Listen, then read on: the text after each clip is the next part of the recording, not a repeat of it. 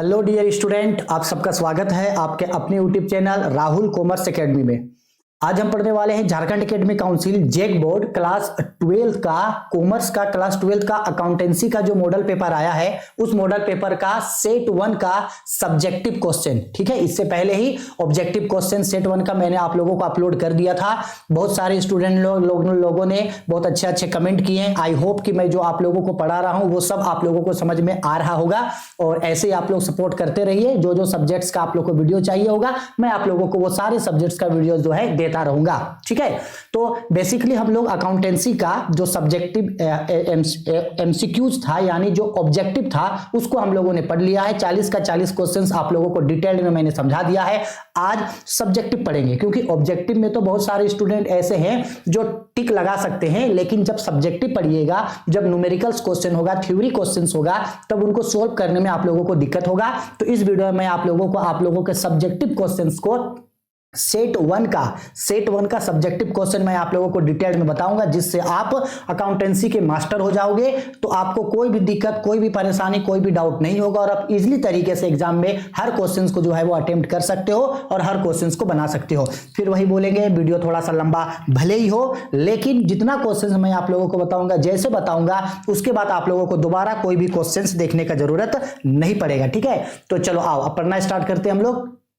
देखो यहाँ क्या लिखा गया है, यहाँ पे लिखा गया है मॉडल पत्र है वस्तुनिष्ठ। वस्तुनिष्ठ का मतलब होता है आप लोगों का सब्जेक्टिव है क्लास 12 का। कौन सा सब्जेक्ट है जी? अकाउंटेंसी है। कितना समय मिलेगा? इसका भी 1.5 घंटा मिलेगा और ये कितने मार्क्स का होगा? 40 मार्क्स का होगा।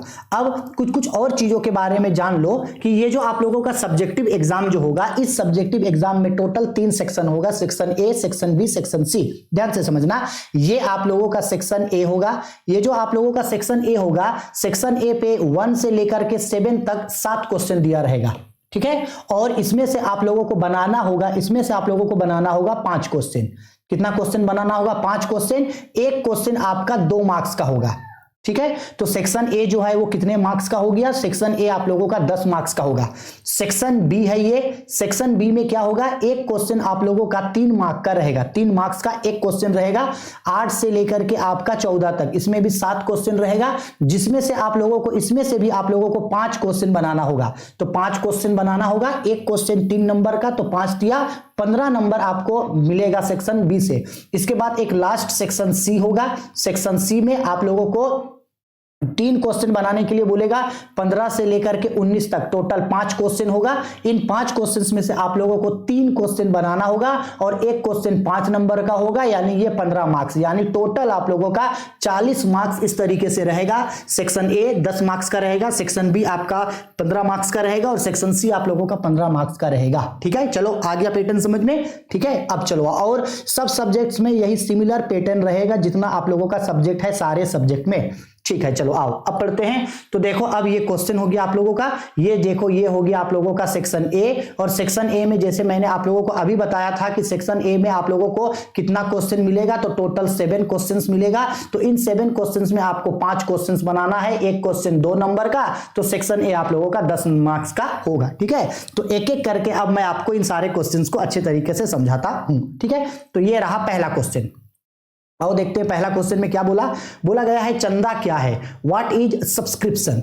तो बच्चा याद है जब मैं आप लोगों को एनपीओ पढ़ा रहा था तब मैंने आप लोगों को यह बताया था कि सब्सक्रिप्शन का मतलब होता है चंदा। अब चंदा क्या हुआ तो ध्यान से समझ लो।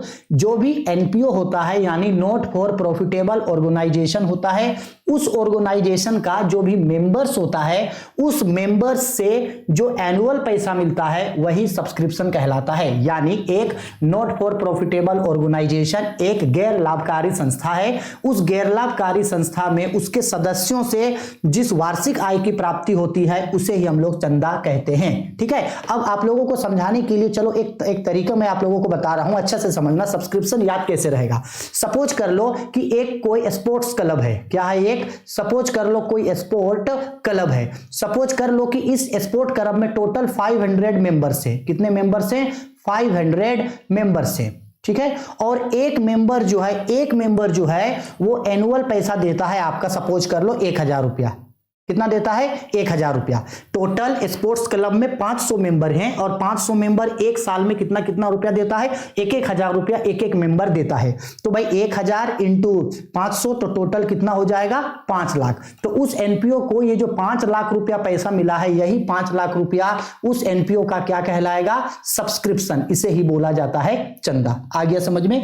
और चंदा जो है ये किसी भी एनपीओ के लिए, किसी भी नॉट प्रॉफिटेबल ऑर्गेनाइजेशन के लिए आय प्राप्ति का सबसे प्रमुख स्रोत है, क्योंकि इसी से ही जो है एनपीओ को सबसे ज्यादा पैसा मिलता है। ठीक है, अब यही चीज देखो हिंदी में लिखे हैं, तो बोला गया है चंदा से आशय उस सदस्यता शुल्क से होता है जो किसी गैर लाभकारी संस्था को उसके सदस्यों से वार्षिक आधार पर प्राप्त होता है। यह गैर लाभकारी संगठन के लिए आय का प्रमुख साधन है। ठीक है, नीचे इंग्लिश में भी देखो वही चीज लिखा गया, it is the main source of income for not for profit organization। not for profit organization के लिए इनकम का सबसे बड़ा सोर्स यही होता है। बोला गया it is the amount paid by the members at regular intervals of time, यानी टाइम के इंटरवल्स में एक एनपीओ का जो मेंबर्स है उसके द्वारा ये पैसा मिलता है। it is treated as revenue receipt या revenue income for the organization। ये ऑर्गेनाइजेशन के लिए रेवेन्यू इनकम या रेवेन्यू रिसिप्ट की तरह होता है, क्योंकि चंदा से एनपीओ को, सब्सक्रिप्शन से एनपीओ को बार बार पैसा मिलता है। सिंपल बात है, एक एनपीओ में जो मेंबर्स है उन मेंबर्स के द्वारा जो पैसा मिलेगा एनपीओ को उसे ही चंदा कहा जाता है। ठीक है, आया समझ में। चलो आगे बढ़ते हैं क्वेश्चन नंबर 2 पे। वेरी सिंपल क्वेश्चन नंबर 2 बोला गया है अधिलाभ का सूत्र दे, give the formula of super profit. Super profit का फॉर्मूला पूछा तो सुपर प्रॉफिट का फॉर्मूला होता है super profit is equal to actual average profit minus normal profit, ये तो पता है। अब आते हैं क्वेश्चन नंबर 3 में, त्याग अनुपात की गणना किस प्रकार की जाती है, how sacrifice ratio is calculated. Sacrifice ratio का फॉर्मूला बोला तो सेक्रीफाइस रेशियो का फॉर्मूला होता है sacrifice ratio is equal to old ratio minus new ratio, ये भी पता है। इजी क्वेश्चन था 3 को ये। अब आते हैं क्वेश्चन नंबर 4 पे। बोला गया है अंश से आप क्या समझते हैं, what do you mean by shares. Shares क्या होता है, अंश क्या होता है, इंपॉर्टेंट थ्योरी। अब ध्यान से समझना, शेयर यानी अंश क्या होता है, हिंदी में पहले सुनो। अंश का मतलब होता है पूंजी के छोटे छोटे टुकड़ों को अंश कहा जाता है। सिंपल इतना ही याद रखना, पूंजी के छोटे छोटे टुकड़ों को अंश कहा जाता है। अंश पूंजी का वो हिस्सा होता है जो कंपनी मार्केट में कैपिटल के लिए इशू करता है, यानी कैपिटल के लिए बाजार में जिसको शेयर को इशू करता है वही शेयर कहलाता है। सिंपल, एक कैपिटल है, उस कैपिटल के छोटे छोटे हिस्सों को, कैपिटल के छोटे छोटे टुकड़ों को शेयर कहा जाता है। ठीक है, शेयर्स मींस होता है, शेयर्स मींस स्मॉलेस्ट और unique part of capital. Share means smallest और यूनिक पार्ट ऑफ कैपिटल। ठीक है, अब देखो सेम यही चीज लिखा गया है यहां, हिंदी वाले लोग सुन लो क्या होता है पूंजी का अंश का मतलब। बोला गया पूंजी के छोटे छोटे हिस्सों को अंश कहा जाता है। क्या कहा जाता है, पूंजी के छोटे छोटे हिस्सों को अंश कहा जाता है।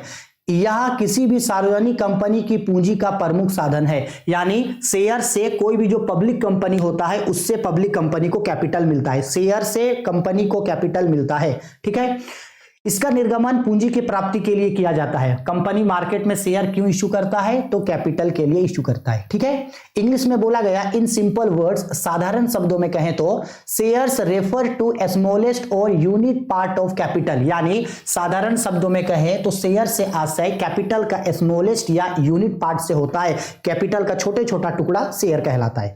बोला गया है it is an main source for generate long term capital of public company. Public company के लिए कैपिटल जनरेट करने का सबसे बड़ा सोर्स है। It is issued for capital, और ये किसके लिए इशू किया जाता है, कैपिटल के लिए इशू किया जाता है। ठीक है, आया समझ में। ठीक है, चलो बहुत सिंपल है। अब आते हैं क्वेश्चन नंबर 5 पे। क्वेश्चन नंबर 5 पे क्या बोला जी, बोला गया ऋण पत्र के शोधन से क्या आशय है, what is mean bye redemption of debenture. ये गलती से डिपेंचर्स लिखा है, डिपेंचर्स नहीं, यहां होगा डिवेंचर। ठीक है, what do you mean by या what is mean by debenture, यानी पूछ रहा है डिवेंचर यानी कि ऋण पत्र क्या होता है, यानी ऋण पत्र का रिडम्पशन का मतलब क्या होता है। तो बच्चा याद रखना, रिडम्पशन ये जो वर्ड है रिडम्पशन, इस रिडम्पशन का मतलब होता है रीपेमेंट। इस रिडम्पशन का मतलब क्या होता है, रीपेमेंट। रीपेमेंट। इस रिडम्पशन का मतलब होता है रीपेमेंट, यानी सिंपल है, जब कभी भी कोई भी कंपनी डिवेंचर का पैसा डिवेंचर होल्डर को पेड कर देता है, जब कोई भी कंपनी डिवेंचर होल्डर का पैसा जब कोई भी कंपनी डिवेंचर का पैसा डिवेंचर होल्डर को पेड कर देता है तो यही रिडम्पशन ऑफ डिवेंचर यानी रीपेमेंट ऑफ डिवेंचर कहलाता है। ठीक है, सपोज कर लो हम बोल रहे हैं कि एक कंपनी था ए लिमिटेड जो मार्केट में इशूड किया था 1006% डिवेंचर्स।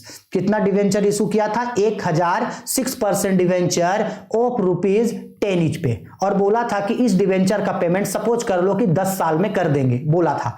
तो जैसे ही 10 साल पूरा हो जाएगा, इसका ड्यू डेट 10 साल का था, तो जैसे ही 10 साल पूरा हो जाएगा तो कंपनी इस डिवेंचर का पेमेंट कर देगा। तो जब कंपनी डिवेंचर का पेमेंट डिवेंचर होल्डर को कर देता है तो इसे ही रिडम्पशन ऑफ डिवेंचर यानी कि रीपेमेंट ऑफ डिवेंचर कहा जाता है। ठीक है, यानी ऋण पत्रों का भुगतान करना ही ऋण पत्रों का शोधन कहलाता है। ठीक है, अब यही देखो, यही सेम चीज लिखा गया हिंदी में, देखो यहां साधारण शब्दों में कहें तो जब कंपनी अपने ऋण पत्रधारियों को यानी डिवेंचर होल्डर को ऋण पत्र का भुगतान कर देती है तो इसे ही ऋण पत्रों का शोधन कहा जाता है। कंपनी देय तिथि पर इसका भुगतान करती है। देय तिथि का मतलब होता है ड्यू डेट पे डिवेंचर का पेमेंट कर देता है कंपनी। बोला गया redemption of debenture means repayment of the amount of debentures to the debentures holders, यानी when a company return the amount of debentures to the debenture holders then it is known as redemption of debenture. ठीक है, आगे बोला गया debentures are normally paid on due date by the company, यानी जो due date होता है उस ड्यू डेट पे कंपनी जो है वो डिवेंचर का पेमेंट कर देता है। ठीक, आगे आते हैं क्वेश्चन नंबर 6 पे। 6 पे बोला गया है चालू संपत्तियां किसे कहते हैं? What are current assets. तो हम सबको पता है बेसिकली कि एक जो एसेस्ट होता है वो एसेस्ट को दो कैटेगरी में डिवाइड किया जाता है। एसेस्ट को दो कैटेगरी में डिवाइड किया गया, एक होता है आपका करेंट एसेस्ट, एक होता है करेंट एसेस्ट और एक होता है आपका फिक्स्ड एसेस्ट। करेंट एसेस्ट और फिक्स्ड एसेस्ट। और ये जो फिक्स्ड एसेस्ट होता है इसमें दो एसेस्ट आता है, टंजिबल होता है और इंटंजिबल। तो देखो करंट एसेस्ट क्या होता है तो ध्यान से समझना। करंट एसेस्ट यानी चालू संपत्ति या तरल संपत्ति ऐसे संपत्ति को कहा जाता है जिसका प्रयोग एक वर्ष में बार बार किया जाता है। ऐसा संपत्ति जिन संपत्तियों का प्रयोग एक साल में बार बार किया जाता है, या ऐसे संपत्तियों जिन संपत्तियों को एक साल के अंदर रोकड़ में यानी केस में बदला जा सकता है, ऐसे संपत्तियों को चालू संपत्ति कहा जाता है। यानी current assets are those assets which can be convertible into cash within the 1 year of period, यानी एक साल के अंदर जिस एसेट को कैश में कन्वर्ट कर सकते हैं ऐसे एसेट को हम लोग करंट एसेट कहते हैं। ठीक है, हिंदी में देखो वही बोला गया सेम। चालू संपत्तियों से आशय ऐसे संपत्तियों से होता है जिनका प्रयोग एक वर्ष से कम समय के लिए किया जाता है और जिन्हें नकद में बदला जा सकता है, जिसको रोकड़ में बदला जा सकता है। बोला गया current assets are those assets which are used for the short period of time at least 1 year, जिसका use short period of time यानी एक साल से कम समय के लिए करते हैं। These are convert into cash, और एक साल के अंदर कैश में बदला जा सकता है। जैसे क्या क्या होता है करंट एसेट्स भाई? Cash, stock, debtors, bill receivable, prepaid expenses, एकड़ इनकम एटसेट्रा, और भी बहुत सारा चीज करंट एसेट होता है। ठीक है, फिक्स एसेट क्या होता है? चलो सपोज कर लो फिक्स एसेट बोलता, तो फिक्स एसेट का मतलब ऐसा एसेट जिसका यूज एक साल से लंबे समय के लिए करते हैं, और ऐसा एसेट जिसको केस में बदला बार बार नहीं जा सकता है, ऐसा एसेट फिक्स एसेट होता है। फिक्स एसेट में भी दो एसेट, टंजिबल और इंटंजिबल। टंजिबल फिक्स एसेट ऐसा एसेट होता है जिसको देखा या छुआ जा सकता है और जिसका फिजिकल स्ट्रक्चर होता है, जैसे land, building, furniture, plant and machinery, ये सब टंजिबल फिक्स्ड एसेट है। इंटेंजिबल फिक्स एसेट यानी अमूर्त संपत्ति। इंटेंजिबल फिक्स एसेट ऐसा एसेट है जिसको देखा या छुआ नहीं जा सकता है, जिसका सिर्फ मॉनेटरी वैल्यू यानी मौद्रिक मूल्य होता है, जैसे goodwill, trademark, copyright, patent, preliminary patent, ये रॉयल्टी, ये सब आपका है इंटेंजिबल फिक्स एसेट। ठीक है, चलो रहने देते हैं, हो गया, समझ में आ गया। अब आगे बढ़ते हैं क्वेश्चन नंबर 7। क्वेश्चन नंबर 7 में क्या बोला जी, रोकड़ प्रवाह विवरण का अर्थ बताइए। Give the meaning of cash flow statement. Cash flow statement क्या होता है तो अच्छा से समझना। कैश फ्लो स्टेटमेंट एक ऐसा स्टेटमेंट है जो 2 सालों के अंदर कंपनी का कैश के फ्लो को बताता है। सपोज कर लो एक कंपनी है, वो कंपनी 2 साल के दौरान उस कंपनी में कहां कहां से कैश आया और उस कंपनी का कैश कहां कहां गया, यानी कैश आया यानी कैश का इनफ्लो और कैश गया यानी कैश का आउटफ्लो। यानी एक ऐसा स्टेटमेंट जो ये बताए कि एक कंपनी में 2 साल के दौरान कहां कहां से कैश आया और कहां कहां केस गया, यानी केस के इनफ्लो और केस के आउटफ्लो को बताए, ऐसे स्टेटमेंट को कैश फ्लो स्टेटमेंट कहा जाता है। रोकड़ प्रवाह विवरण से आशय ऐसे विवरण से होता है जो निश्चित समय में किसी वित्तीय संस्था की रोकड़ के प्रवाह को बताता है। यह रोकड़ के अंतर प्रवाह यानी इनफ्लो और रोकड़ के बहिर्प्रवाह यानी आउटफ्लो को बताता है। ठीक है, इंग्लिश में बोला, cash flow statement is a statement which shows inflow and outflow of cash of a financial organisation at a period of time. यानी एक निश्चित समय में यह बताएगा कि एक कंपनी में कहां कहां से केस आया और कहां कहां केस गया। केस के इनफ्लो और केस के आउटफ्लो को बताने वाले स्टेटमेंट को कैश फ्लो स्टेटमेंट कहा जाता है। ठीक है, आए समझ में? ठीक है, चलो आगे बढ़ते हैं। सेक्शन ए खत्म हो गया मेरा। अब आते हैं हम लोग सेक्शन बी पे, यानी कि 3-3 नंबर का क्वेश्चन पे। ठीक है, आओ ये आते हैं सेक्शन बी। सेक्शन बी पे यहां पे देखो क्या क्या बोला है, इंग्लिश में पढ़ते हैं। Compute the income from subscription for the year 2020 from the following particular. आपको क्या निकालने बोला है? इनकम फ्रॉम सब्सक्रिप्शन निकालने के लिए बोला है। तो बच्चा याद रखना, इनकम फ्रॉम सब्सक्रिप्शन निकालने का एक फॉर्मेट होता है। इनकम फ्रॉम सब्सक्रिप्शन कैलकुलेट करने का एक फॉर्मेट होता है। एनपीओ में जो सब्सक्रिप्शन मिलता है ना, उसको कैलकुलेट करने का एक फॉर्मेट होता है, ये उसका फॉर्मेट है। अब फॉर्मेट कैसे होता है तो याद रख लेना, यहां हम लोग क्या कैलकुलेट कर रहे हैं? सब्सक्रिप्शन। तो आओ यहां लिख देते हैं सब्सक्रिप्शन। अब देखो क्वेश्चन में क्या क्या दिया था, यहां पे 2 साल दिया था, 1 जनवरी 2020 और 31 दिसंबर 2020। अब देखो डेट से समझ में आ रहा है, 1 जनवरी 2020 ये ओपनिंग डेट है। कौन सा डेट है? ओपनिंग, यानी ये ओपनिंग बैलेंस है। ठीक है, और 31 दिसंबर ये आपका क्लोजिंग बैलेंस है। ओपनिंग और क्लोजिंग बैलेंस को अच्छा से समझना, इसी से क्वेश्चन बनेगा। अब क्या क्या दे रखा है? आउटस्टैंडिंग सब्सक्रिप्शन 1 जनवरी 2020, यानी आउटस्टैंडिंग सब्सक्रिप्शन ओपनिंग दे रखा है 9,000 का और क्लोजिंग दे रखा है आपका 6,000 का। एडवांस सब्सक्रिप्शन देखो, एडवांस सब्सक्रिप्शन ओपनिंग दे रखा है 1,600 का और क्लोजिंग दे रखा है 1,400 का। और नीचे subscription receive during the year दे रखा है 2,24,000 का। अब सब्सक्रिप्शन बनता कैसे है तो ये सब्सक्रिप्शन बनाने का फॉर्मेट है। सबसे पहले होता है पार्टिकुलर डिटेल्ड अमाउंट, ये फॉर्मेट। इसके बाद सबसे पहले लिखा जाता है subscription receive during the year, जो सब्सक्रिप्शन वर्ष के दौरान रिसीव होगा उसको लिखेंगे। फिर इसमें ऐड करते हैं आउटस्टैंडिंग सब्सक्रिप्शन क्लोजिंग ईयर, फिर ऐड करते हैं एडवांस सब्सक्रिप्शन ओपनिंग, लेस करते हैं आउटस्टैंडिंग सब्सक्रिप्शन ओपनिंग को, ऐड करते हैं एडवांस सब्सक्रिप्शन क्लोजिंग को, प्लस माइनस करके आंसर आ जाता है। देखो इतना नहीं सोचना, हम बता रहे हैं कि वर्ष के दौरान कितना सब्सक्रिप्शन रिसीव हुआ, यहां पे 2,24,000। तो subscription receive during the year में लिखेंगे यहां पे 2,24,000 ये सब्सक्रिप्शन मिला। ठीक, अब ऐड होगा आउटस्टैंडिंग सब्सक्रिप्शन क्लोजिंग। यहां देखो, यहां देखो, यहां देखो, ये यहां देखो, यहां देखो, ये आउटस्टैंडिंग सब्सक्रिप्शन है। आउटस्टैंडिंग सब्सक्रिप्शन 9,000 ओपनिंग है और 6,000 क्लोजिंग है। तो ये एडवांस क्लोजिंग आउटस्टैंडिंग क्लोजिंग को जोड़ा जाता है और एडवांस को घटाया जाता है। क्या बोल रहे हैं? आउटस्टैंडिंग क्लोजिंग को जोड़ेंगे, आउटस्टैंडिंग ओपनिंग को घटाएंगे। ठीक इसका उल्टा एडवांस सब्सक्रिप्शन में करेंगे। ये देखो, ये देखो, यहां ये एडवांस सब्सक्रिप्शन दिया है, सेकंड में एडवांस सब्सक्रिप्शन, ये ओपनिंग है 6,000, ओपनिंग को जोड़ेंगे और क्लोजिंग को घटाएंगे, यानी 1600 को जोड़ेंगे और 1600 को जोड़ेंगे और 4400 को घटाएंगे। ठीक है, अब सेम है तो जोड़ना है आउटस्टैंडिंग सब्सक्रिप्शन क्लोजिंग। तो देखो लिखे हैं एड आउटस्टैंडिंग सब्सक्रिप्शन क्लोजिंग, कौन सा ईयर का भाई, तो 31/12/2020 का। कितना रुपया को जोड़ना है, 6000। और क्या जुटेगा, एडवांस सब्सक्रिप्शन ओपनिंग जुटेगा 1 जनवरी 2020 का। कितना रुपया जुटेगा भाई, तो 1600 रुपया जुटेगा। तो ये टोटल कितना रुपया जुटेगा, यहाँ पे 7600 रुपया जुटेगा। माइनस क्या होगा, आउटस्टैंडिंग सब्सक्रिप्शन ओपनिंग, ओपनिंग कितना है 9000 रुपया माइनस होगा, और माइनस होगा एडवांस सब्सक्रिप्शन क्लोजिंग, क्लोजिंग यानी 4400 रुपया होगा यहां से माइनस। तो टोटल माइनस कितना होगा, 9000 और 4400 यानी टोटल 13400 रुपया यहां से हो जाएगा माइनस। ठीक है, तो अब इन सबको प्लस माइनस करो, आंसर आ जाएगा 2,24,000 में प्लस करो 7600 और फिर माइनस करेंगे 13400 को, तो प्लस माइनस करके आपका 2,18,200 रुपया ये होगा सब्सक्रिप्शन। ठीक है, तो इसका आंसर होगा 2,18,200, ये हो गया इसका answer.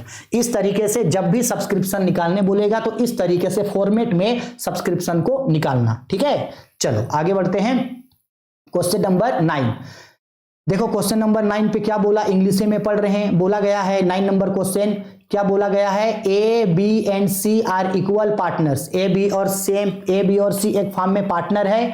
B retire and the remaining partners decided to share profits of the new firm in the ratio of 5:4। Calculate the gaining ratio. Simple बोला, ए बी और सी एक फार्म में पार्टनर है, रेशियो है इक्वल यानी 1:1:1। B retire हो गया, B retire होने के बाद ए और सी का न्यू रेशियो है 5:4। गेनिंग रेशियो बोला, तो कल जब हम आप लोगों को एमसीक्यूज का क्वेश्चंस बताए थे वहां इस तरीके का गेनिंग रेशियो निकालने आप लोगों को सिखाए थे।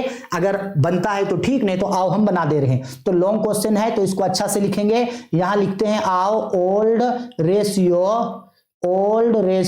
Of A B and C. A B और सी का ओल्ड रेशियो है इक्वल यानी 1:1:1। कौन रिटायर हो गया, बी रिटायर, तो यहां लिखते हैं बी रिटायर्स। अब बताओ बी रिटायर हुआ है तो ये ए का शेयर है, ये बी का शेयर है, तो बी रिटायर हो गया 1/3 से। बी ना फार्म को छोड़ के गया, अभी भी ए और सी बचा है, तो ए और सी का न्यू रेशियो है, new ratio of A and C का न्यू रेशियो है 5:4। ठीक, अब गेनिंग रेशियो निकालने बोला, कौन सा रेशियो जी, गेनिंग रेशियो। तो आओ लिखते हैं gaining ratio is equal to, A तो बी तो फार्म को छोड़ के चला गया है, ए और सी बचा, ए और सी का ही गेनिंग रेशियो निकलता है। तो गेनिंग रेशियो का फॉर्मूला होता है gaining ratio is equal to, एक मिनट रुको, गेनिंग रेशियो का फॉर्मूला होता है gaining ratio is equal to new ratio minus old ratio. ठीक है, तो चलो आओ गेनिंग रेशियो निकालते हैं। तो सबसे पहले गेनिंग रेशियो निकालेंगे ए का,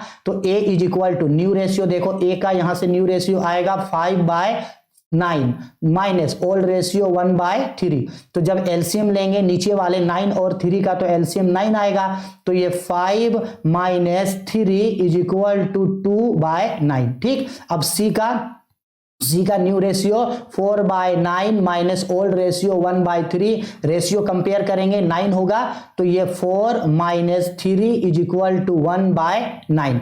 2/9 इज टू 1/9 आया, तो यहां पे आओ, यहां पे लिखते हैं सो गेनिंग रेशियो क्या होगा, ए और सी का, तो गेनिंग रेशियो होगा 2/9 ए का है और सी का है 1/9 इज इक्वल टू 9 आ जाएगा कॉमन, तो 2:1, 9 कैंसिल हो जाएगा, तो रेशियो क्या आएगा 2:1। यानी गेनिंग रेशियो जो है ए और सी का गेनिंग रेशियो क्या है 2:1 गेनिंग रेशियो है। ठीक है, समझ में आया। इस तरीके का क्वेश्चन कल आप लोगों को एमसीक्यूज में भी हम करवाए थे। ठीक है, चलो आगे बढ़ते हैं। यह है क्वेश्चन नंबर 10।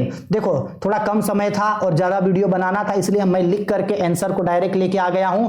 पुनर्मूल्यांकन खाता यानी रीवैल्यूएशन अकाउंट क्या होता है, ध्यान से पहले रीवैल्यूएशन अकाउंट का मतलब समझ लो। जब कभी भी साझेदारी फार्म का पुनर्गठन होता है, यानी पार्टनरशिप फार्म का जब रिकॉन्स्टिट्यूशन होता है, उस समय फार्म का एसेट और लाइबिलिटी का अमाउंट इंक्रीज या डिक्रीज हो जाता है। कुछ कुछ एसेट और कुछ कुछ लाइबिलिटी जिसका अमाउंट इंक्रीज या डिक्रीज हो जाता है। ठीक है, तो लाइबिलिटी और एसेट का अमाउंट इंक्रीज या डिक्रीज होने के कारण कभी कभी पार्टनर्स को या तो प्रॉफिट होता है या तो लॉस। ठीक है, तो रिवैल्यूएशन अकाउंट ये बताता है कि कौन कौन सा एसेट कितना रुपया से या कौन कौन सा लाइबिलिटी कितना रुपया से इंक्रीज या डिक्रीज हुआ, और इंक्रीज या डिक्रीज होने से ओल्ड पार्टनर्स को कितना का प्रॉफिट या कितना का लॉस हुआ। ठीक है, रिवैल्यूएशन अकाउंट चूंकि प्रॉफिट एंड लॉस को बताता है, इसलिए रिवैल्यूएशन अकाउंट एक तरीके का नॉमिनल अकाउंट, इस चीज को याद रखना, रिवैल्यूएशन अकाउंट एक तरीके का नॉमिनल अकाउंट यानी कि नाम मात्र खाता होता है। पूछता है एमसीक्यू में कि रिवैल्यूएशन अकाउंट किस टाइप का अकाउंट है, तो याद रखिएगा कि रिवैल्यूएशन अकाउंट एक तरीके का नॉमिनल अकाउंट होता है, यानी नाम मात्र खाता होता है। ठीक, इसको कब बनाते हैं, जब पार्टनरशिप फॉर्म का रिकॉन्स्टिट्यूशन होता है। रिवैल्यूएशन अकाउंट में किसको दिखाते हैं, तो जो एसेट और जो लाइबिलिटी का अमाउंट इंक्रीज या डिक्रीज होता है उसको रिवैल्यूएशन अकाउंट में दिखाते हैं। रिवैल्यूएशन अकाउंट बनाने से क्या पता चलता है, तो पार्टनर्स का प्रॉफिट या लॉस का पता चलता है। ठीक है, आगे समझ में, बस इसी चीज को जो है आंसर में बोला, देखो उसी चीज को बोला, पुनर्मूल्यांकन खाता से आशय उस खाते से होता है जिसका निर्माण साझेदारी फॉर्म के पुनर्गठन के समय किया जाता है। यह एक प्रकार का नाम मात्र खाता यानी नॉमिनल अकाउंट होता है। इस खाते से संपत्तियों तथा दायित्वों के मूल्यों में होने वाले परिवर्तनों यानी एसेट और लाइबिलिटी का अमाउंट इंक्रीज या डिक्रीज हुआ है एवं लाभ हानि का पता लगाया जाता है, यानी प्रॉफिट एंड लॉस का पता लगाया जाता है। इस खाते के लाभ हानि का विभाजन साझेदारों में पुराने अनुपात में किया जाता है, यानी जो पार्टनर्स होगा उसके बीच जो ओल्ड रेशियो होगा, याद रखना रिवैल्यूएशन अकाउंट का जो प्रॉफिट या लॉस आएगा वो ओल्ड रेशियो में बांट दिया जाता है। इंग्लिश में भी सेम वही चीज बोल रहा है जी, revaluation account is a account which is prepared at the time of reconstitution of partnership form. जब पार्टनरशिप फॉर्म का रिकॉन्स्टिट्यूशन होता है तब इसको बनाया जाता है। It is a nominal account, या एक तरीके का नॉमिनल अकाउंट है। रिवैल्यूएशन अकाउंट एक नॉमिनल अकाउंट है। बोला गया है it shows profit loss arising from revaluation of asset and reassessment of liability. ये एसेट का रिवैल्यूएशन और लाइबिलिटी का रीअसेसमेंट के कारण जो प्रॉफिट या लॉस हुआ है उसको दिखाता है। Profit and loss distributed among the partners in their old ratio, और जो प्रॉफिट या लॉस आएगा वो किसको बांटा जाता है, ओल्ड पार्टनर्स को बांटा जाता है। किस रेशियो में, तो भाई ओल्ड रेशियो में बांट दिया जाता है। ठीक है, आया समझ में। अब revaluation account revaluation account revaluation account तभी से चिल्ला रहे हैं, तो रिवैल्यूएशन अकाउंट का थोड़ा सा फॉर्मेट भी देख लो, क्योंकि लॉन्ग क्वेश्चन में रिवैल्यूएशन अकाउंट पूछा है। ये देखो ऐसे बनता है रिवैल्यूएशन अकाउंट। अब revaluation account change in profit sharing ratio में भी बनता है, एडमिशन में भी बनता है, रिटायरमेंट में भी बनता है और डेथ के समय में भी बनता है। अब देखो ये रिवैल्यूएशन अकाउंट का फॉर्मेट है। Format of revaluation account, particular होता है, अमाउंट होता है, पार्टिकुलर होता है, अमाउंट होता है, लेफ्ट साइड होता है डेबिट बैलेंस और राइट साइड होता है क्रेडिट बैलेंस। अब सबसे पहली बात, रिवैल्यूएशन अकाउंट बनता कैसे है, तो याद रखना रिवैल्यूएशन अकाउंट में उन्हीं एसेट और लायबिलिटीज को दिखाएंगे। रिवैल्यूएशन अकाउंट में उन्हीं एसेट या लायबिलिटीज को दिखाएंगे, उन्हीं एसेट या लायबिलिटीज को दिखाएंगे जिसका अमाउंट या तो इंक्रीज किया है, जिसका अमाउंट या तो इंक्रीज किया है या जिसका अमाउंट डिक्रीज किया है, उसको दिखाएंगे। ठीक है, अब सिंपल बात है, रिवैल्यूएशन अकाउंट बनता कैसे है, बच्चा एकदम आसानी से समझा रहे, याद रखना। कभी भी अगर कोई भी एसेट इंक्रीज होगा, एसेट क्या होगा, इंक्रीज होगा, तो उसको हम लोग दिखाएंगे क्रेडिट साइड। कोई भी एसेट इंक्रीज होगा क्रेडिट साइड, देखो यहां bye asset account increase in asset, कोई भी एसेट इंक्रीज होगा उसको क्रेडिट साइड। ठीक, कोई भी एसेट डिक्रीज होगा, इसका उल्टा अगर एसेट इंक्रीज हुआ तो क्रेडिट साइड, और अगर एसेट डिक्रीज होगा यानी एसेट घट जाएगा तो डेबिट साइड। ये देखो debit side, increase in asset credit side, decrease in asset debit side. Liability इसका उल्टा होगा, लाइबिलिटी अगर इंक्रीज हो गया तो debit side, liability increase in liability, liability increase हो गया तो डेबिट साइड, लाइबिलिटी डिक्रीज हो गया तो credit side, decrease in liability. ठीक, नॉर्मल है, इंक्रीज इन एसेट क्रेडिट में, डिक्रीज इन एसेट डेबिट में, इंक्रीज इन लाइबिलिटी डेबिट में, डिक्रीज इन लाइबिलिटी क्रेडिट में। अगर कोई भी अनरिकॉर्ड एसेट होगा तो क्रेडिट में, बाय अनरिकॉर्ड एसेट। वैसे ही इसका जस्ट उल्टा, अगर अनरिकॉर्ड लाइबिलिटी होगा तो अनरिकॉर्ड लाइबिलिटी को डेबिट में, नॉर्मल।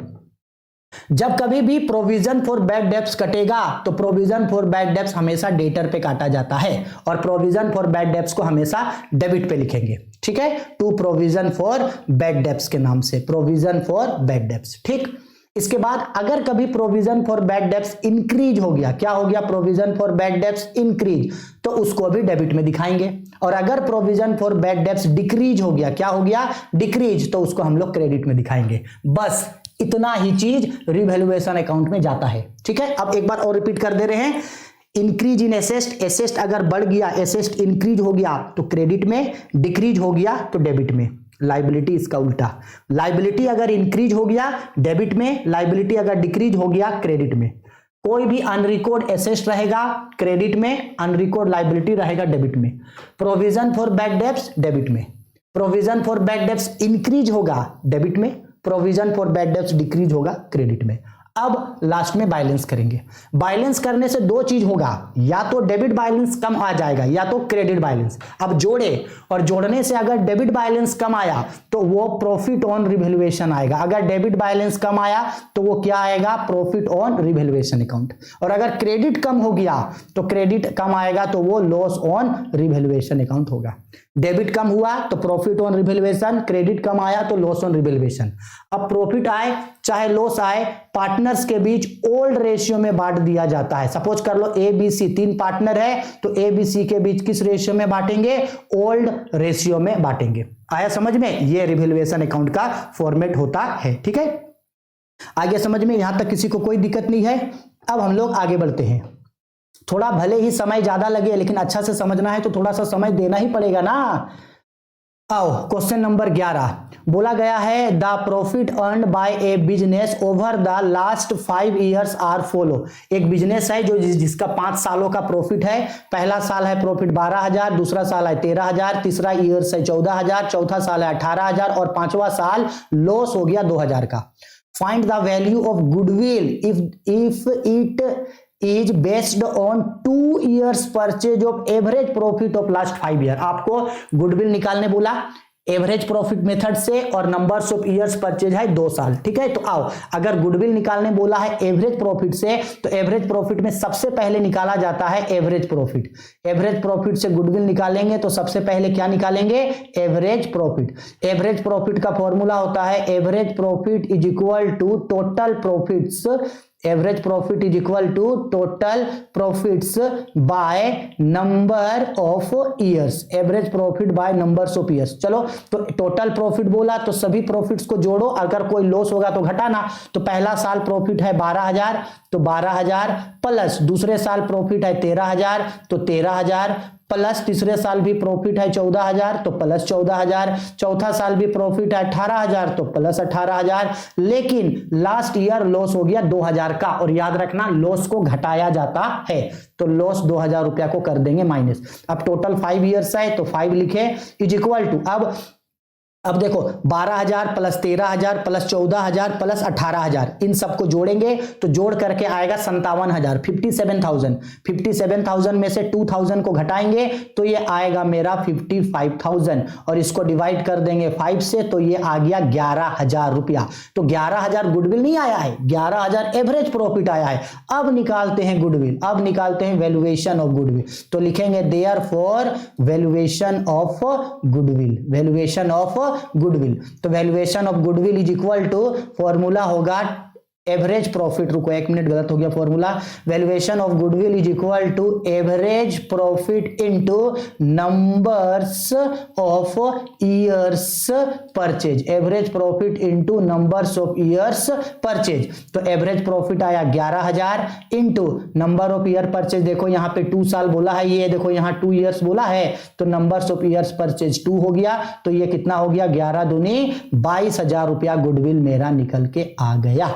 ठीक है, आया समझ में, वेरी सिंपल, बहुत इजी क्वेश्चन था। इस तरीके से जो है इसको सोल्व करना है, ठीक है, हो गया। अब आते हैं क्वेश्चन नंबर 12 में।